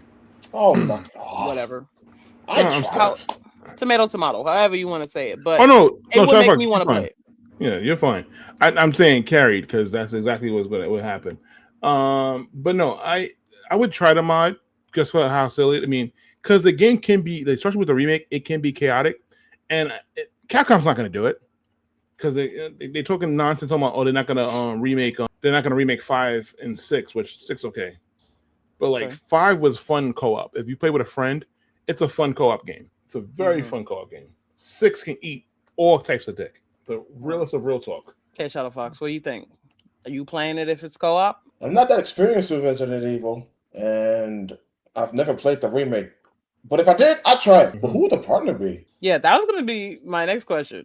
Who would your ideal co-op partner be? Darking, I know it's me, but you can choose somebody else. It's fine. Well, I meant in the game. Yeah, I know exactly what you meant. The fuck. I mean that too. But the two Leons? Would you? Yeah. Would you like to? Yeah. Would you want to play as 2 Leons? Because you would have the same thing. Yes, I'm fine with that. Who cares? But anyway, going bango. Yes, but Resident Evil, no, and Resident Evil 5 was a fun game. So I mean, this is my solo playthrough. First of all, your playthrough don't exist. Calm down.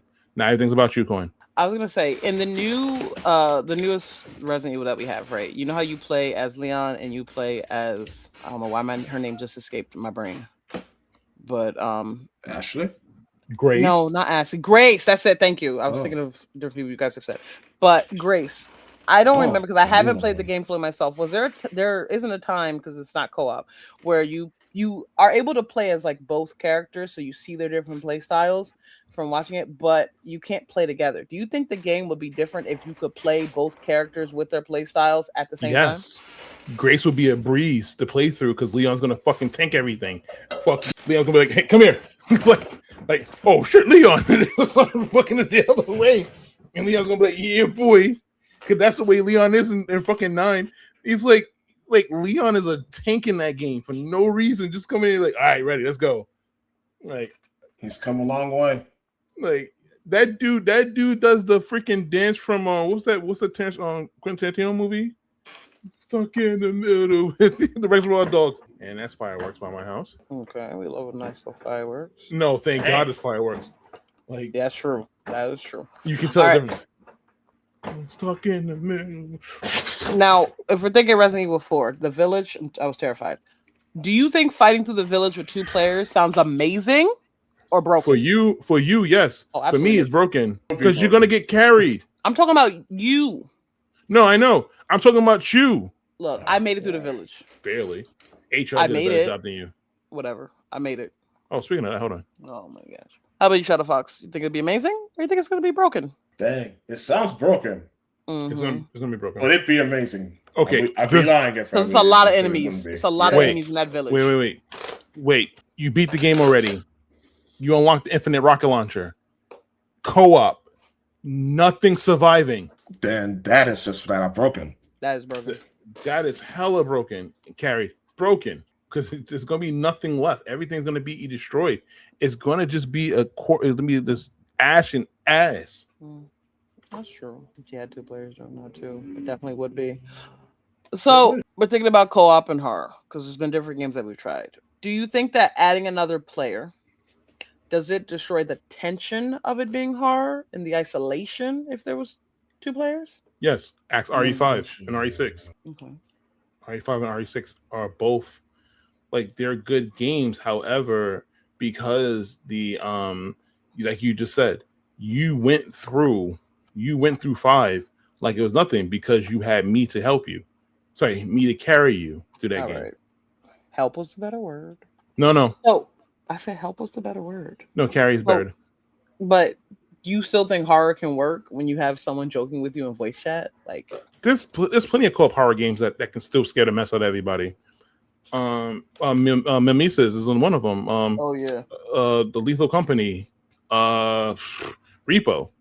Like they're co-op games that still scare the hell out of you because you don't know what's happening. But like with Resident Evil, since Resident Evil is an action adventure game, you can breeze through it because you're not scared. Because if you're like, oh my god, somebody can come from behind, just light them up and be like, yeah, I got you. So yeah, it's not okay.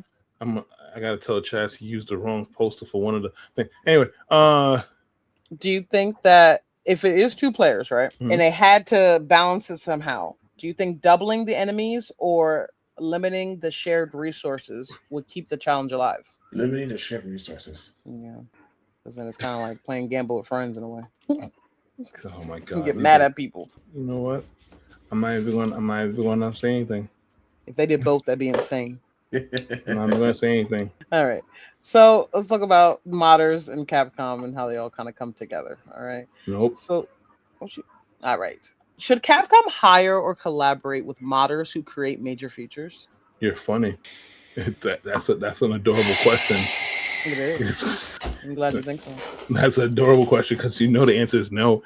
Because Capcom is going to be like, no, sorry, we don't make this game. You know, fuck you. As someone who uses they hire mods, them? as someone who uses mods in general, especially certain ones that I have seen and used, a hard no. A hard no.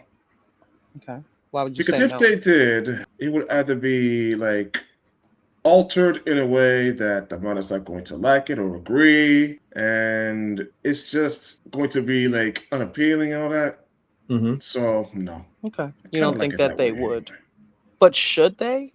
Because I hear a lot of the conversation, like Nova definitely mentioned about the question of should they or would they? I know you guys spoke about like would they really do it, but do you think they should? Because then I mean that could create jobs and different divisions for their company as well.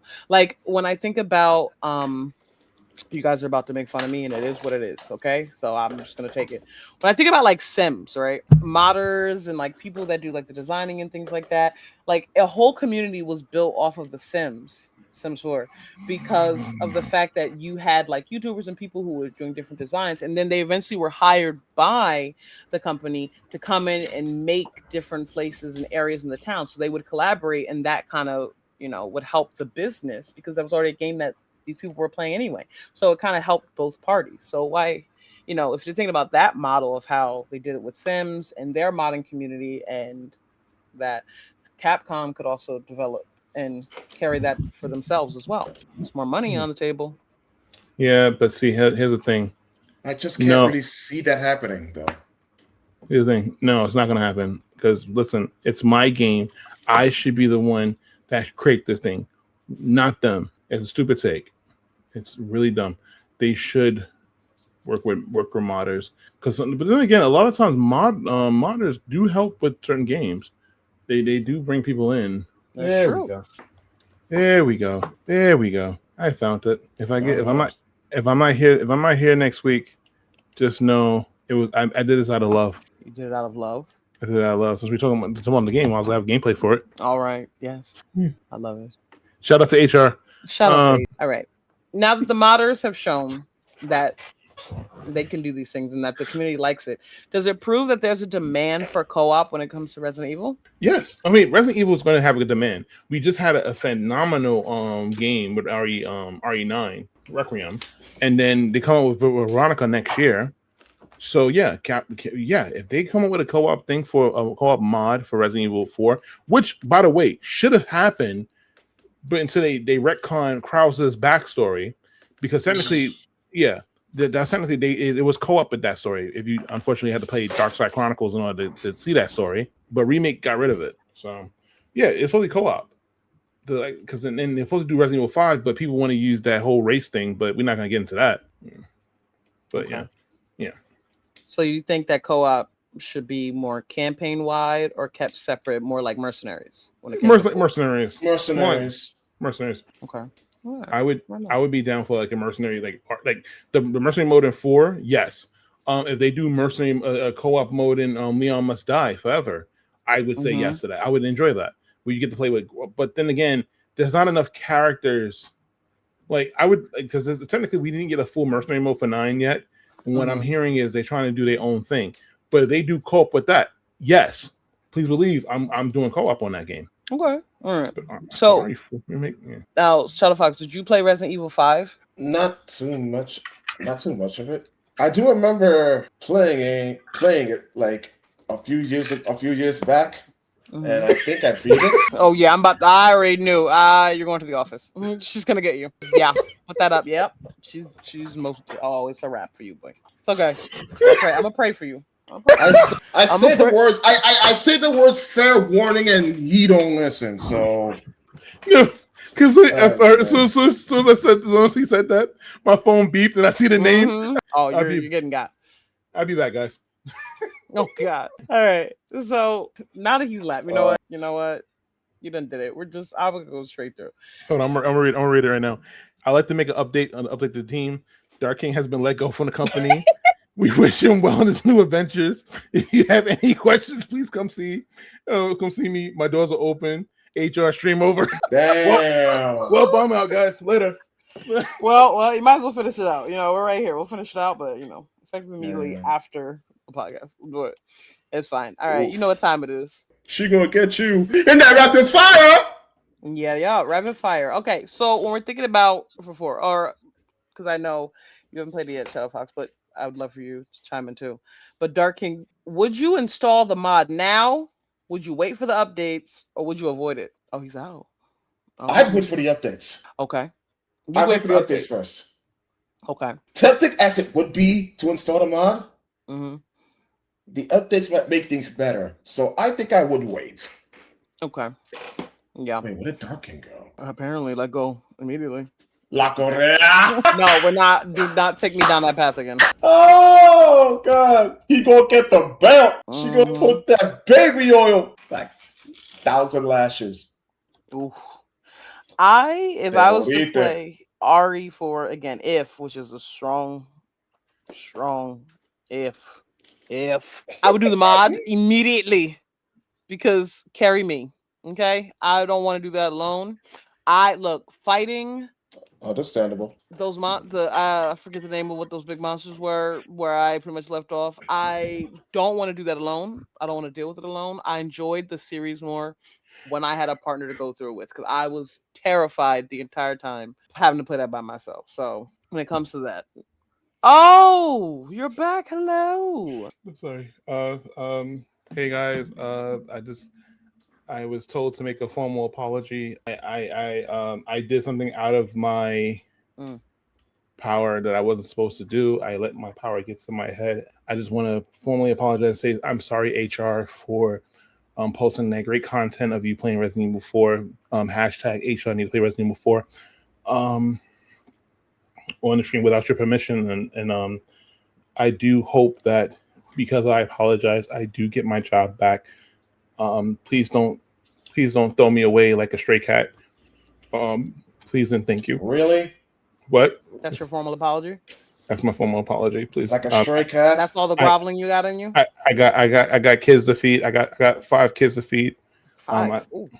I thought I had 4, but I have 5. If you don't know that reference, you're not a movie watcher. But yes, I'm sorry. So I do apologize, HR, and I do hope that you can see it in your heart to forgive me for playing that great content that I just played. Okay, sorry about that. That was that wonderful apology that we've gotten from Dark King. So thank you so much for that. All right. So fans are out here rebuilding games in ways nobody expected. Now let's move from community creativity to hardware chaos. Because Valve's new Steam controller is in so much demand that some players may not get one until 2027. Oh, I hope it's not me. I hope don't do that. Don't do this. Please. Don't do this to me. All right. You know what I'm about to just let me do my intro first. Go do your intro. Right. I'm just showing off. Yeah. I'm not getting this until 2027, right? Next up, we have a hardware story, and this one is wild. Valve's new Steam controller is so backed up that new reservations are now being pushed into 2027. Valve updated its reservation queue so people can actually see one of 3 estimated order windows by September 26, by December 2026, or in 2027. New reservations are currently landing in that 2027 window. To be clear, Valve is not canceling the controller. They said they have no plans to stop making it. The issue is demand versus how many they can actually produce before the end of the year. So here's the question. Would you wait until 2027 for a controller, or is this where the hype officially gets ridiculous? Well, I'll let you go first because I got words. I'll let you. Are you surprised that the Steam controller is this high in demand? Is it that good? I don't know, Dark King. Is it that great? Oh! I'm sorry. What happened? Sorry about that. I was listening to a video of somebody accepting my apology. I'm sorry. Excellent. Sorry. We were asking if the Steam controller is as great as the demand is high. I don't know. I have to wait till 2027 to play mine. No, actually, okay. Real talk. This actually feels better, like in terms of compared to the Xbox One Series X controller. This actually feels a lot better. The vibrations of it feels really nice. I don't hate the analog. I don't hate the analog as much, but the touchpad is really good. It feels like you're moving a mouse with the thumb. And then, like, you can like do stuff with it. The back buttons you can actually use it to shoot and stuff like that. So I got lucky. So because they gave me the invitation to pay for it, buy it. Then I was like, oh okay, and I jumped on it and I bought it for the 100. But then again, one thing about it is, if you want to get this controller now, it's mostly connected with the Steam Deck, with the Steam machine. So yeah, that's why it's a high in demand now because now it's connecting with the Steam machine because people are like, oh, I can't buy the computer and not have the controller with it. That's true. How about you, Shadow Fox? Not rehireable is crazy. After you said that, do you think the hype is worth it? Yes. I mean, yeah. Okay. Is it a sign that Valve has a real hardware ecosystem now? Because we've had other controllers. So do we think Valve's starting their own? I've never used any of those before. This is the first time I've ever bought a Steam controller. Quan, did you get yours yet? Not yet. Oh, okay. Right now, it's looking like I'm at 2027. Pray for me every day. Sucks to be you then. But no, but me getting it, like I said, I actually played it on Friday when I was streaming Crossworlds, and it played good. The controls felt good. It made it easy for me to just jump into the controller because it has the Xbox buttons on it, so the same format. And then it's like a lot of things about it too is they try to force you into the whole using the Steam window, which no, hell no, no. I'm not doing it. I haven't tried it on other games. Like I haven't played a Folktale, or I haven't played like a hardcore shooter on it because I don't want to break it in too heavy. But like the driving on it felt good. Doing the drifting and everything was really good. Okay. I think wait, did I play Mouse PI with the Steam controller? No, I didn't. But overall I like it. I wouldn't give. I can't really give it a review yet because I haven't tried everything with the Steam controller. Like the back buttons, the back buttons are like customized. You can customize whatever you want to make it easy for yourself. And I want to just test everything out and see what I can do. Well, I'll let you know. I'll keep you in the loop. Yeah, please. Now, Shadow Fox, do you have plans to get the Steam controller? Currently, at this point in time, no. Okay. But I am curious as to how that controller actually feels. Yeah, it feels good. Okay. I haven't played a fighting game on yet, so I don't know if the D-pad is gonna. Dang! I am not curious about that. I would like to know how that actually pans out. I'll play Invincible versus, and then we'll see. I'm okay. So I'm gonna be funny here. I was gonna try it out while we were doing the podcast, but because I'm doing producing duties here, I can't do that. So, but from what I did play, it did feel like I forgot what other game I did play it on, but like I said, I try to do driving games. Oh, I played it with James Bond, and it felt good on that too. Okay, all right. How long is too long to wait for gaming hardware? Because I know, for me, the fact that I have to wait, and we did it at the same time. I mean, Chaz has to wait too. Yep, Chaz has to wait too. I feel a little slighted, but I understand why you would be in the first wave you already paid versus being in the wave that said I would like to reserve to buy it. No. I reserved it, and when they said, "Hey, here it is, pay now," I paid for it today. Yes. Oh no! Yes. Nah, yes, that's messed up. That's messed up. Mwah. You know I thought you like got it. Then they said, "Here, you pay for it now," and you get no. Okay, 2027 for you. I'm still waiting. Yeah, okay, all right. That's not nice. I'm still waiting for the email. I check every day.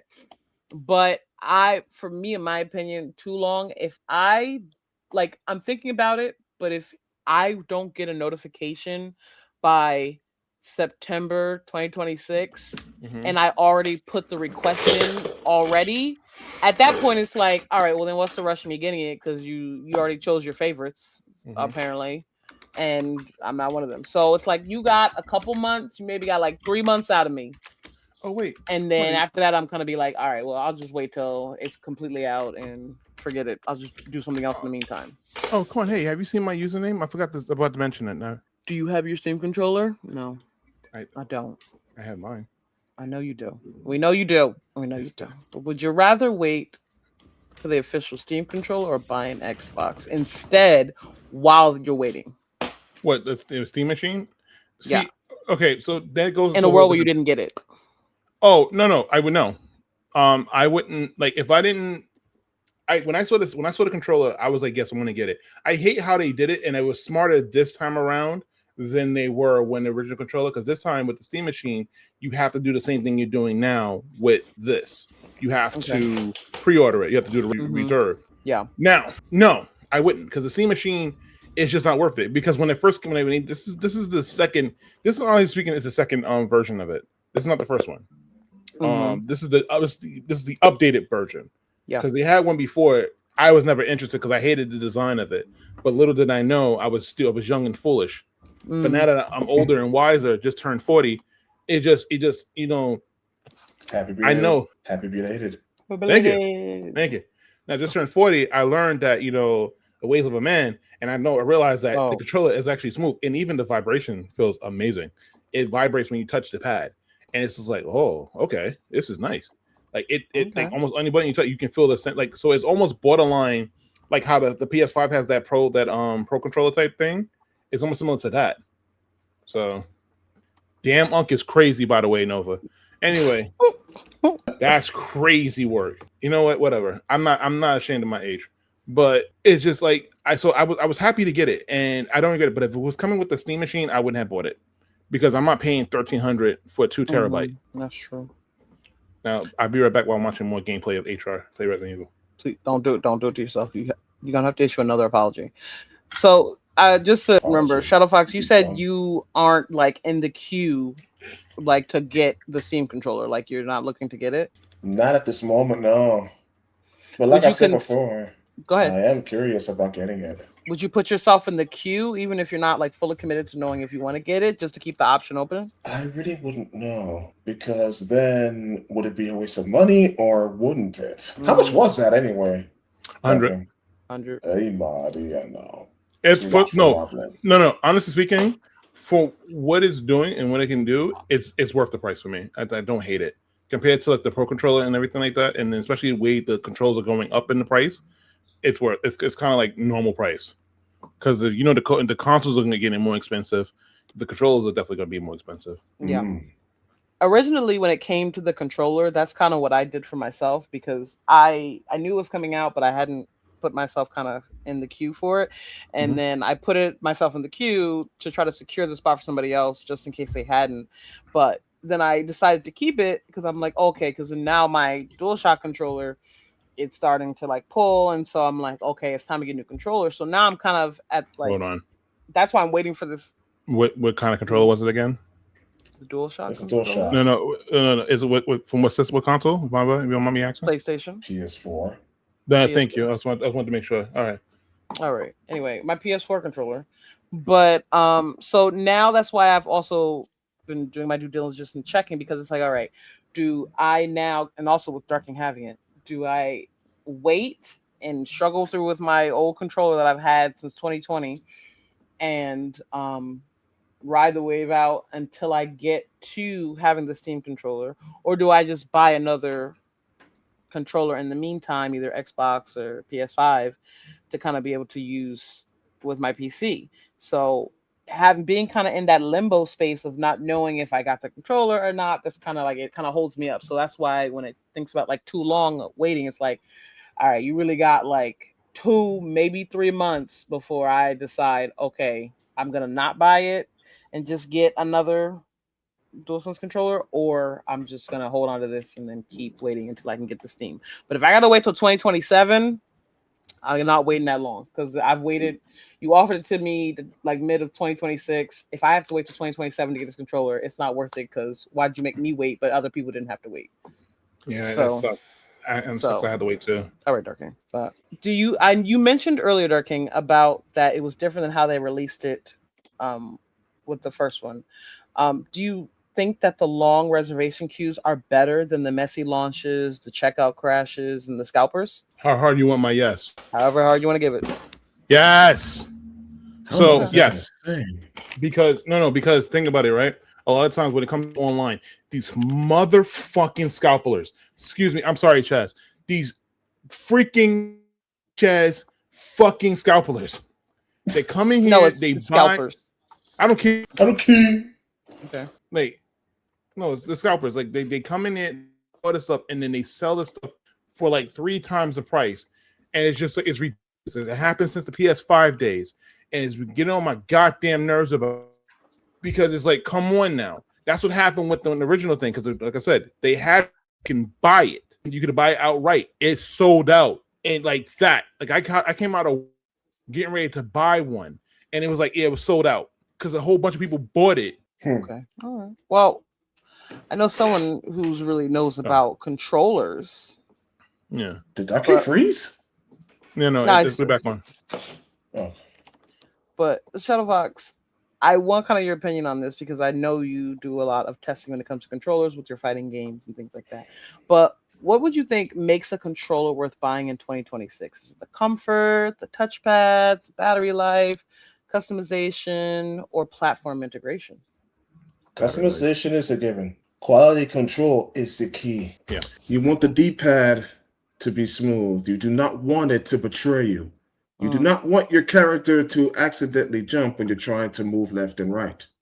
regardless of whether you were using a D-pad or an analog stick. Okay. Yeah. You don't want the buttons to sink in too deep, neither. Yeah.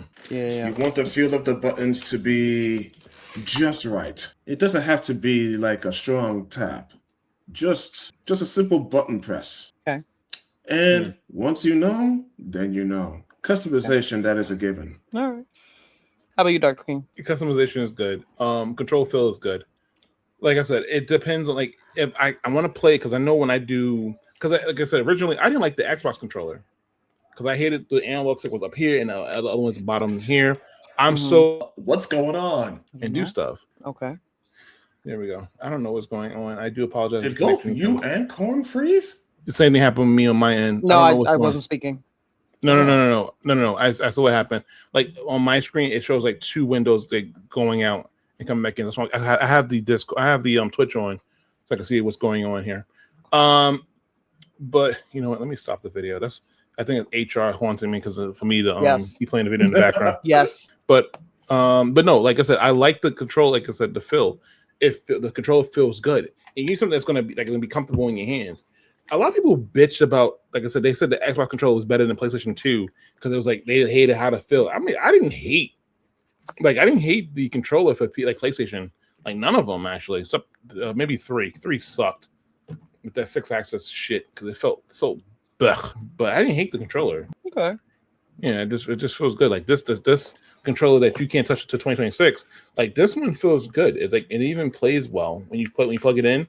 I can actually function as a mouse as well. Oh, okay. Yeah. All right. For me, what makes it? Oh, I'm sorry. Do you have something else to add? Oh no. Go ahead. By all means, I'll let you enjoy yourself. Okay. For the type of gamer that I am, I would say platform integration is key because I tend to use, what I've been using for my PC is I use my PS4 controller. And so I realized that it tries to like open up Steam or like different overlays or, some of the buttons, will be set for Xbox when I'm using a PlayStation controller. So I have to either configure it or use a program that helps me like transfer it. So having a controller in 2026 that's kind of able to kind of go between all the different platforms, I think is what makes it really worth buying. And I think that like if the Steam controller proves that it can do it, then it definitely is worth the buy. You want to know mine? Go ahead. No. I was going to say even at the hefty price of $100, but then again, like we said before, it's all going up. Yesterday's price is not today's price, True. So, yeah, that's what I think for. So it's fucking firm. But see, so I turned it on, right? So like I said, when you even touch the touchpad, you can it moves the mouse. Like I have a little mini mouse on it. Yeah, the most I get my PS4 is that it changes my view when I'm playing Fortnite on the computer. Like it'll change, like I can look around as if it was like a right stick a little bit, or if I'm playing like GTA Online, then it'll kind of like glitch out and things like that. But see, and also I can take it now, right? And if I want to display, I can display like Nova's like message. He's saying the pro controller, this right here. Only thing I did was move the mouse to the bottom of it, and then click right trigger, and it came up. So it works. It works good. And like I said, almost every action that you do, especially with the mouse, it makes the controller vibrates. So I have a feeling it does play like the PS5 controller in terms of the sense of like I'm aiming down the sights. It has like pressure, like you call it like pressure thing where you can like the lower. I mean the less I hold on to it. Yep, it does. Oh shit, it actually does. Sorry, I'm about to fall in love with this controller. But here he goes. But yeah, and then, like I said, the touchpad, like I said, the D-pad's over here. The only thing I'm not a big fan of is how high the analog stick is. It's like up here. It's too. I feel like it's too high up. But playing Sonic Crossroads, I didn't have a complaint when I was doing my drifting. Okay, all right. Okay, now back to my video. Anything else that good on that? All right. Yeah. Rapid fire. You didn't have to yell that. Too bad. Sorry, I didn't mean to yell for everybody who's wearing earphones right now. Yes. What feature would make you switch controllers instantly? Oh, you asking everybody? That's the rapid fire. What feature would make you switch controllers instantly? Like, what would be like? Nope, this is it. It got to be like this from here on out. Or I ain't buying it. Can I shoot with it? Can I play a fighting game with it? Can I drive in it? Does it hurt my hand after I finish? Like these questions need to be answered. Like Can I if All I of if I them needs put to be answered. Yeah. yeah, if I can I do a raging demon and not I look at my thumb is on dislocated? What? I'm over exaggerating. Can I play SNK and my thumb is not an old school SNK game and does it work? You gotta do the input combos and that. Whoa. That makes more sense. Yeah. So I'm just. Can I do a raging storm? Yeah. Basically. Yeah. Can I do a geese? Can I do a geese combo?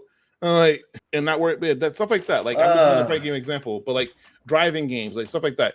It has to have it has to function for me to enjoy it. Sorry. Well, you ain't lying. Like I said, quality control is key to me. Yeah.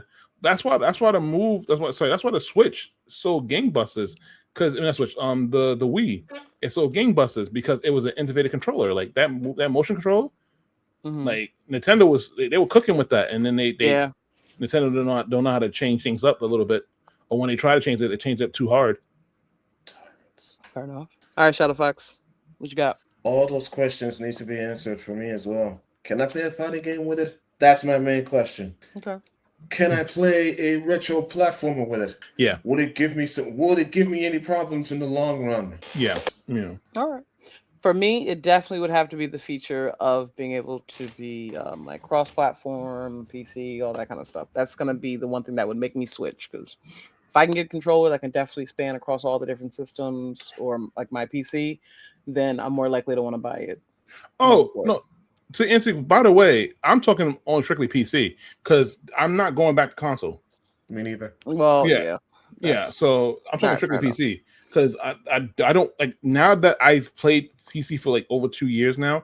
Why would I want to go back to PlayStation? One, free online. I don't have to pay a subscription fee for a goddamn online pass. That's true. Mods. Yes, mods. Yes. Lots of mods. If I want to date Chun-Li, I can put a mod in the game where I'm dating Chun-Li. Shout out to Nova. Okay. So Valve has controller people that might wait until 2027 to buy. That's either insane demand or insane patience. Now, let's close with actual games. 2026 shooters might be having a better year than people are giving them credit for. Really? All right. So our last story of the episode, we're going to end with something that feels perfect for a gaming podcast. Shooters. Game Rant put together a list of new 2026 shooter games it considers standout releases so far. The big names from that list include Marathon, 007 Trash. First Light, Greatness, and Mouse PI for Hire. awesome. And what I like about this topic is that these games are not all doing the same thing. Marathon is the hardcore extraction shooter lane. 007 First Light is the cinematic spy action lane. Wait, so not to control. Wait, there was just a big announcement that was just made from Evo, and it's a character for Token. Can I play the trailer real quick before you continue on? Okay. Okay, real quick. But go ahead. I want to see. I'm sorry. Just I want to show it off real quick. I won't say anything. I won't say anything. Just real quick. We won't talk about it. I just want to show it off.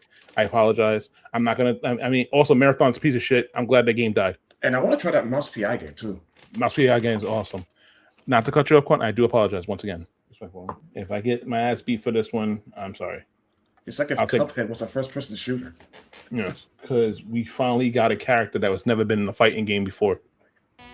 Stay out of my face, lady! You mess with the Ghost Rider, you'll end up all skill no luck!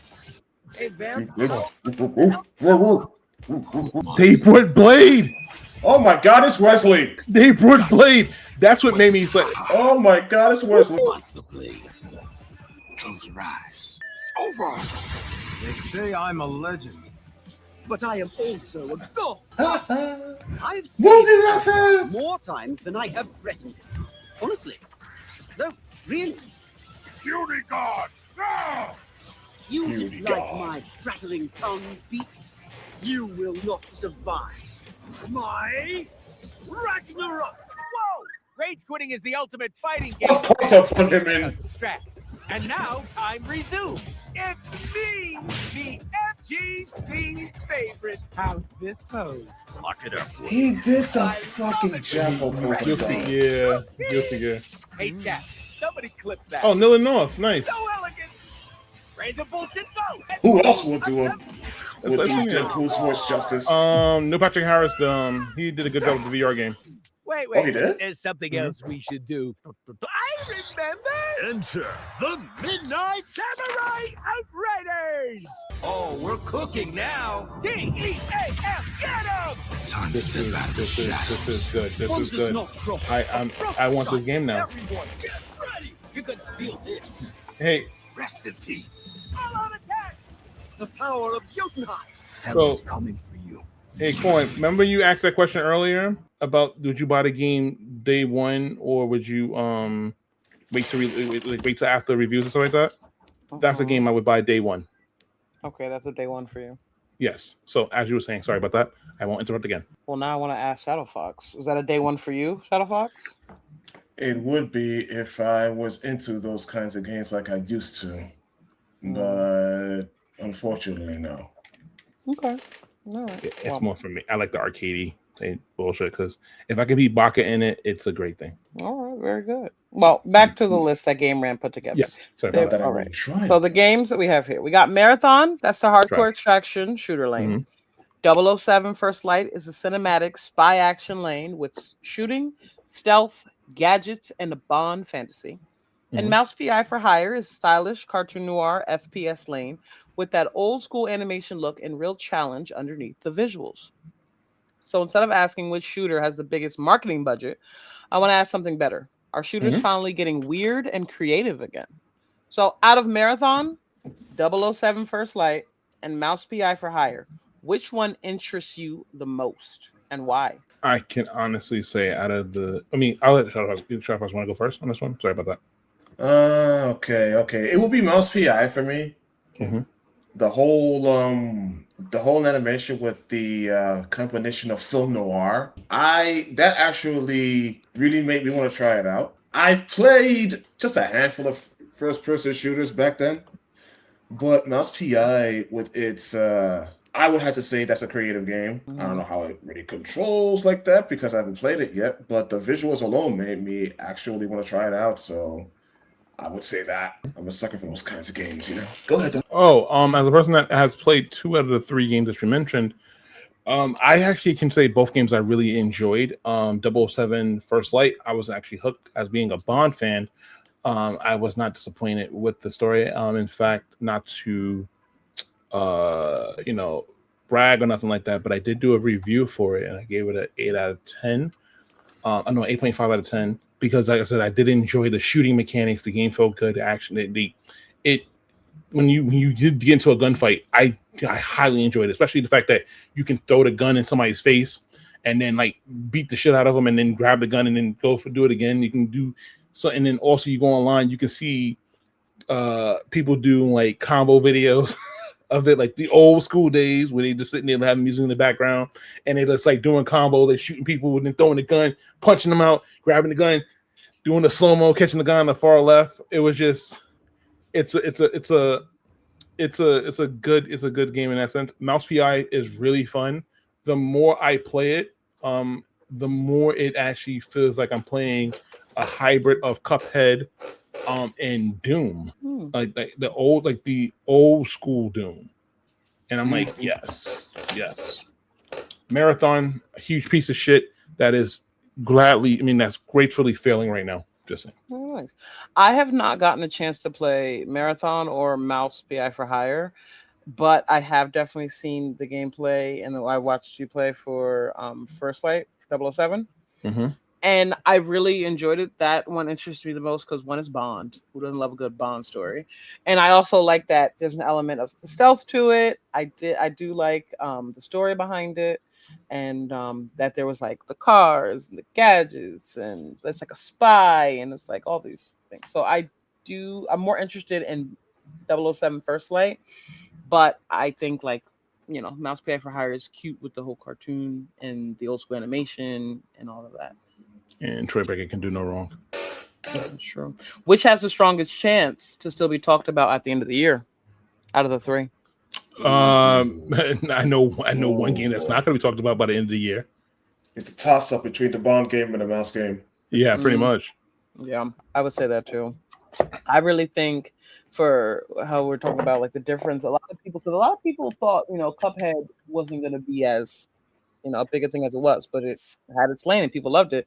So I think maybe like, even though we love Bond, Mouse PI for Hire, that is something really new and fresh and different.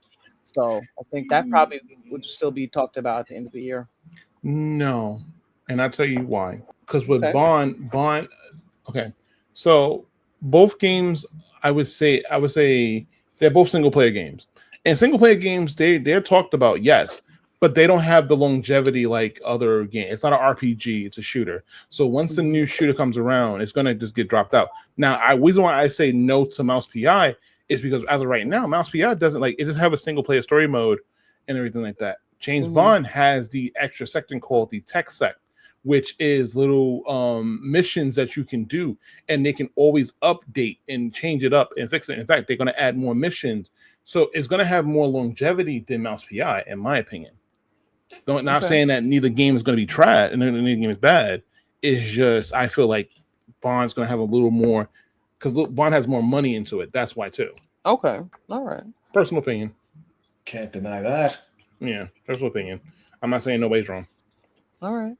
And those of you watching, please drop down in the comments. I'd love to know your choice. Either Marathon, 007 First Light, or Mouse PI. Which one do we think is still going to be talked about till the end of the year? Now, you heard?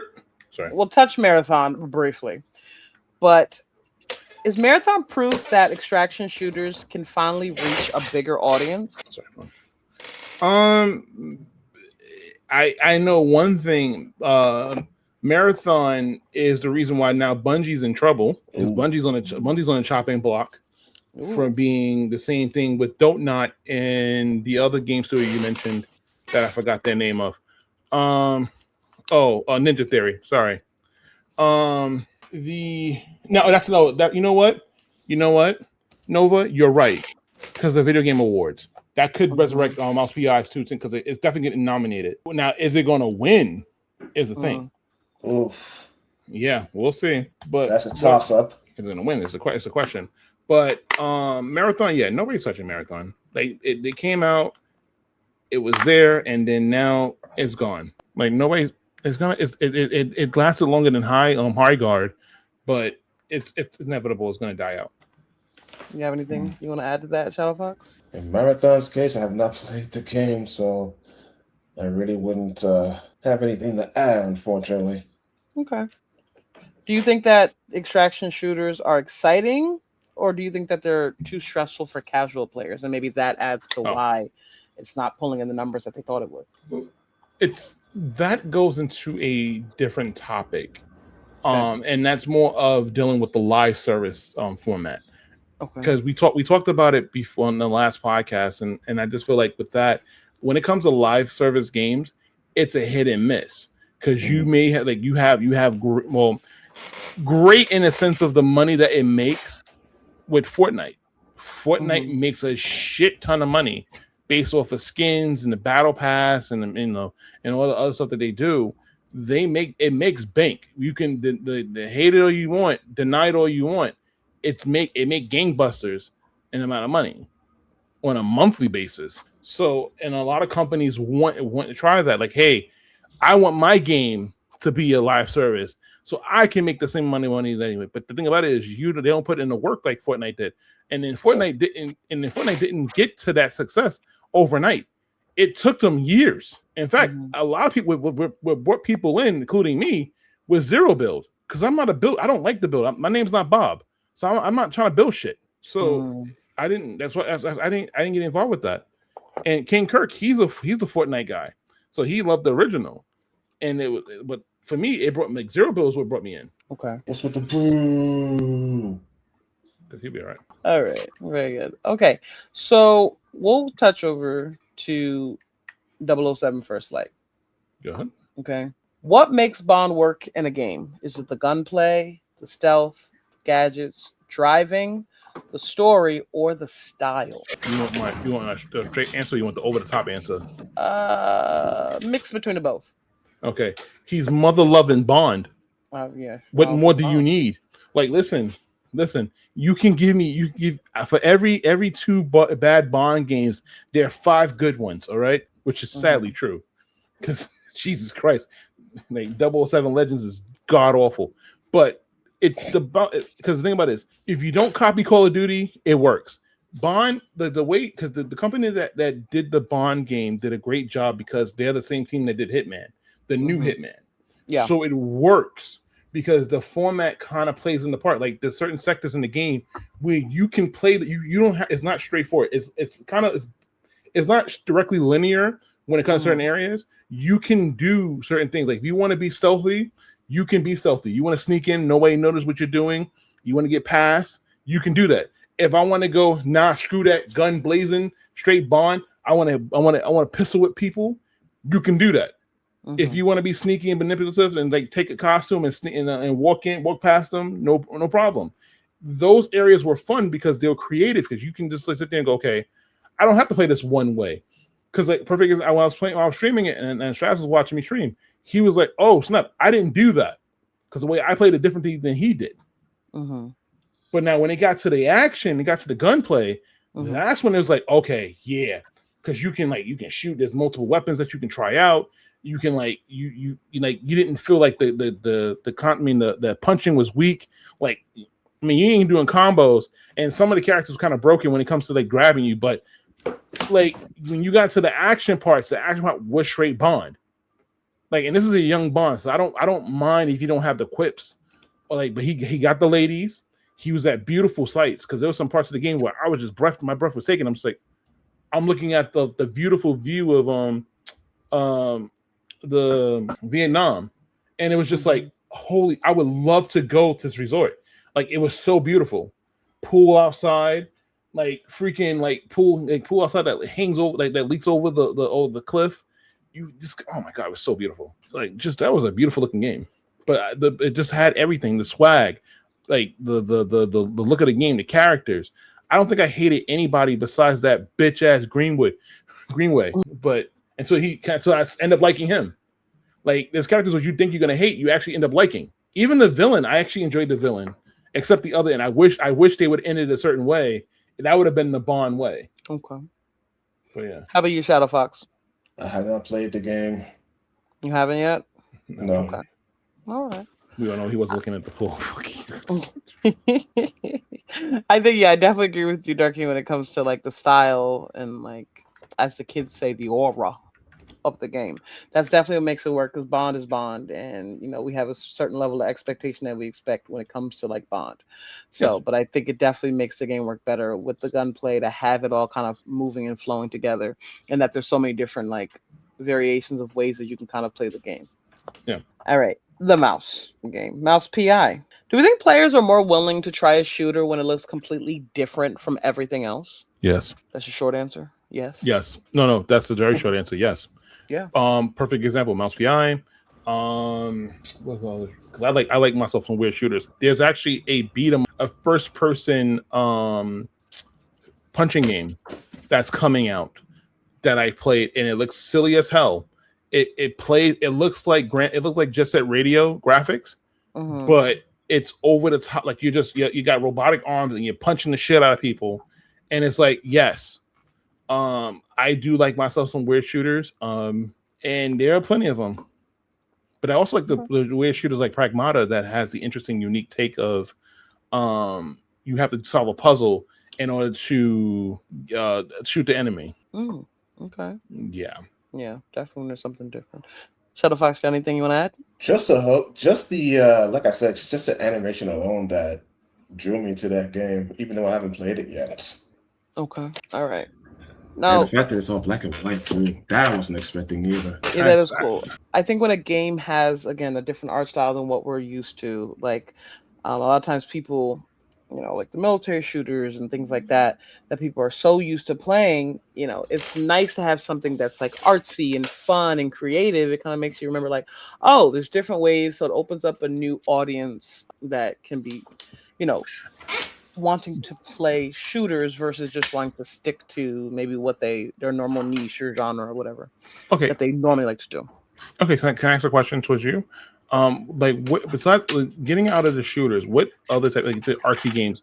What other type of RT game do you feel like that would work in this type of environment? For that style, Yeah, like the cartoon style, or yeah, the cartoon style. Yeah, 'cause I for the think. most part, Well, I was gonna. I don't know. Maybe if it fits, but when I think about like a cartoon style, but like has a story that would like make someone want to join, I think about like how PlayStation had like Journey. Like that was, the anime style was like cartoon, but it had the story behind it, and that's what kind of pulled me from that audience. yeah, Is Journey that was kind good. of Journey was a great game. Journey I was a great love game, that yeah. game. Yeah, That's one game that when I went to the question of like one game that you would lose if like you'd be heartbroken over, Journey was one of the first games I thought of.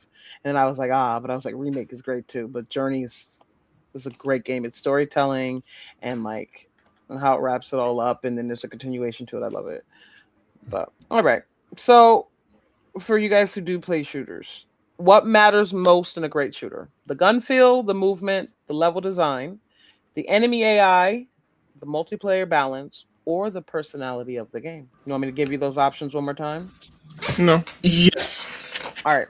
What matters most? Gun feel, movement, level design, enemy AI, multiplayer balance, or personality? Dang. This is gonna have to be more than one answer for me. Movement is one thing. Movement is important.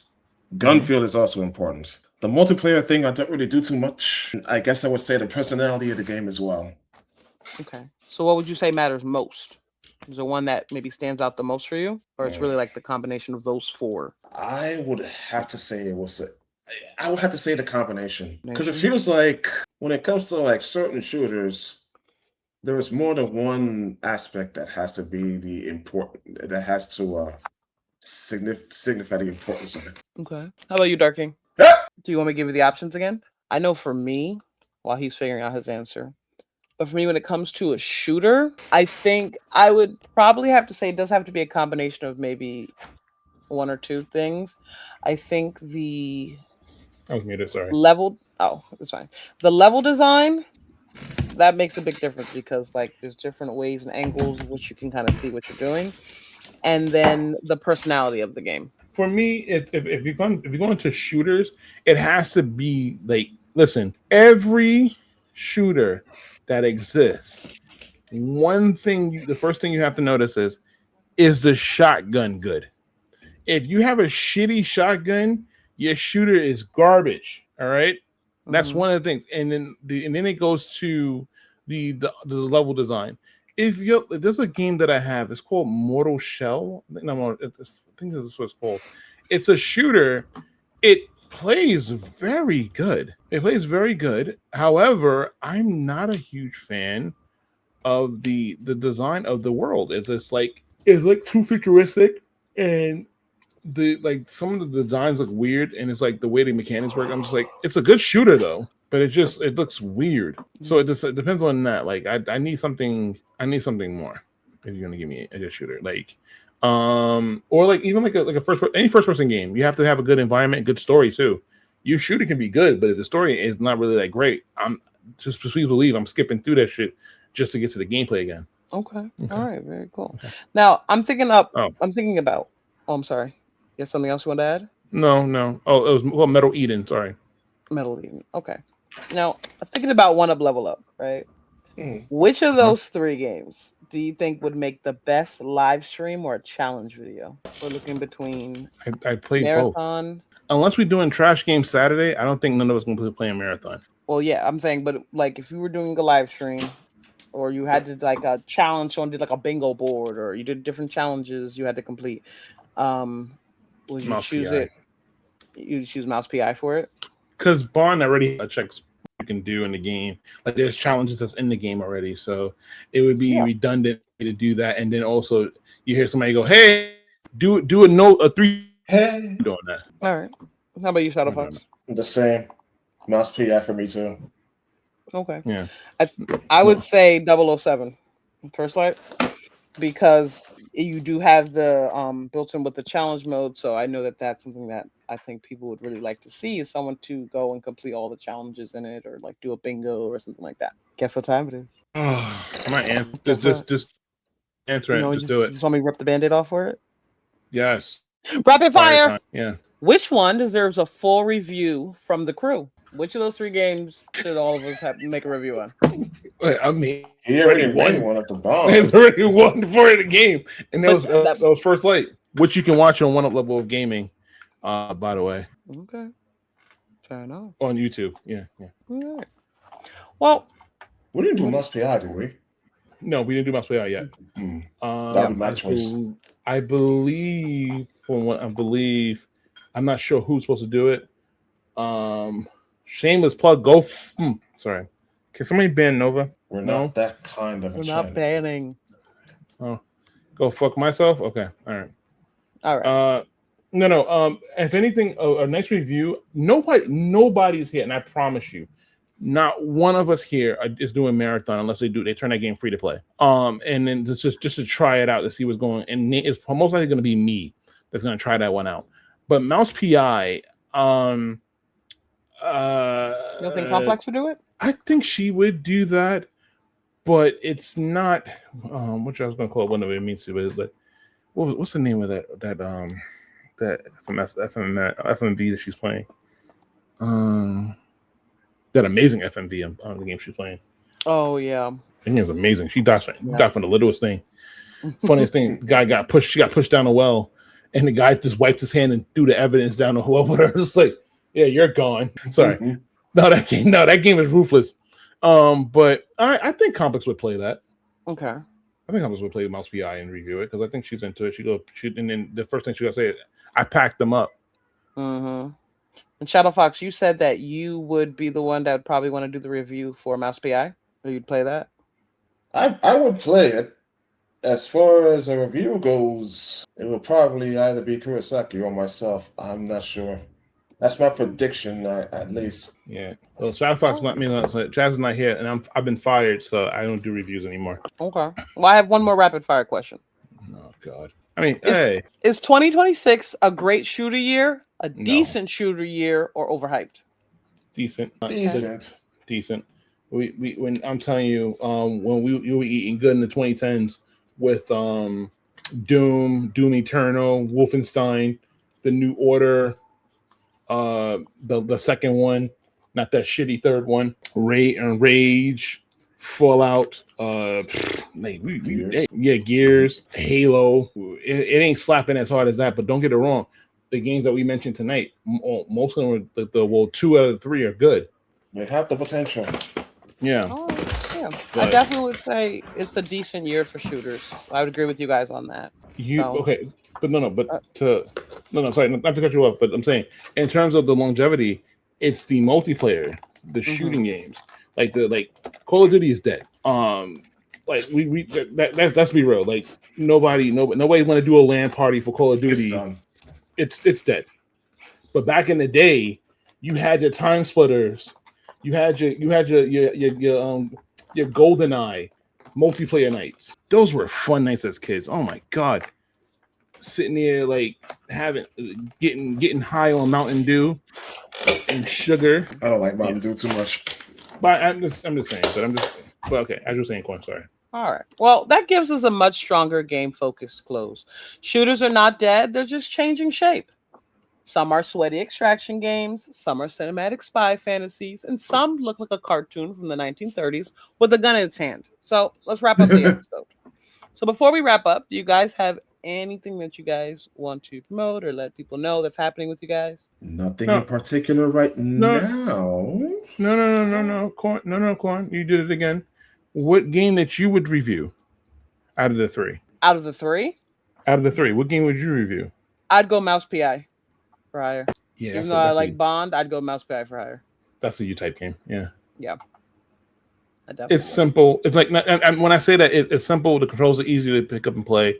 You don't really have to Bond is a little more. It's different systems for different things, and you have to also use the gadgets and stuff like that, and that's a lot. Yeah. But Mouse PI, a little technical. But with Mouse PI, I'm not saying that to doubt your skills of a gamer or anything like that. I'm just saying you would have more control. You have more fun learning the controls of Mouse PI than you do Bond. Okay. Yeah, I definitely think so too. Yeah. See, all right. I can be respectful. Thanks. Well, that brings us to the end of Game Plaza Podcast, episode 53. We talked today about whether Onimusha was too easy, whether Xbox revealed Sonoa, while Ninja Theory's future was already uncertain. Whether Don't Nod can survive this year, whether Won't. digital buyers actually own their games, why TopSpin 2K25 already has a scheduled server sunset, whether Resident Evil 4 Remake co-op is genius or madness, why Valve Steam controller reservations are stretching into 2027, and whether 2026 is quietly becoming a strong year for shooters with games like Marathon, 007 First Light, and Mouse PI for Hire. The bigger theme is clear.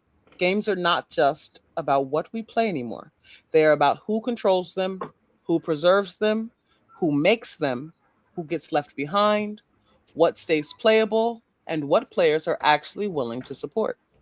Let us know what you think. Is Onimusha too easy? Should studios like Ninja Theory and Don't Nod be protected? Should publishers be forced to keep games playable? Is TopSpin 2K25's shutdown date fair? Would you wait until 2027 for a Steam controller? And which Yes. 2026 shooter deserves the most attention right now? I'm Coram the Cobb, and this has been the Game Plaza Podcast, and we'll see you in the next episode.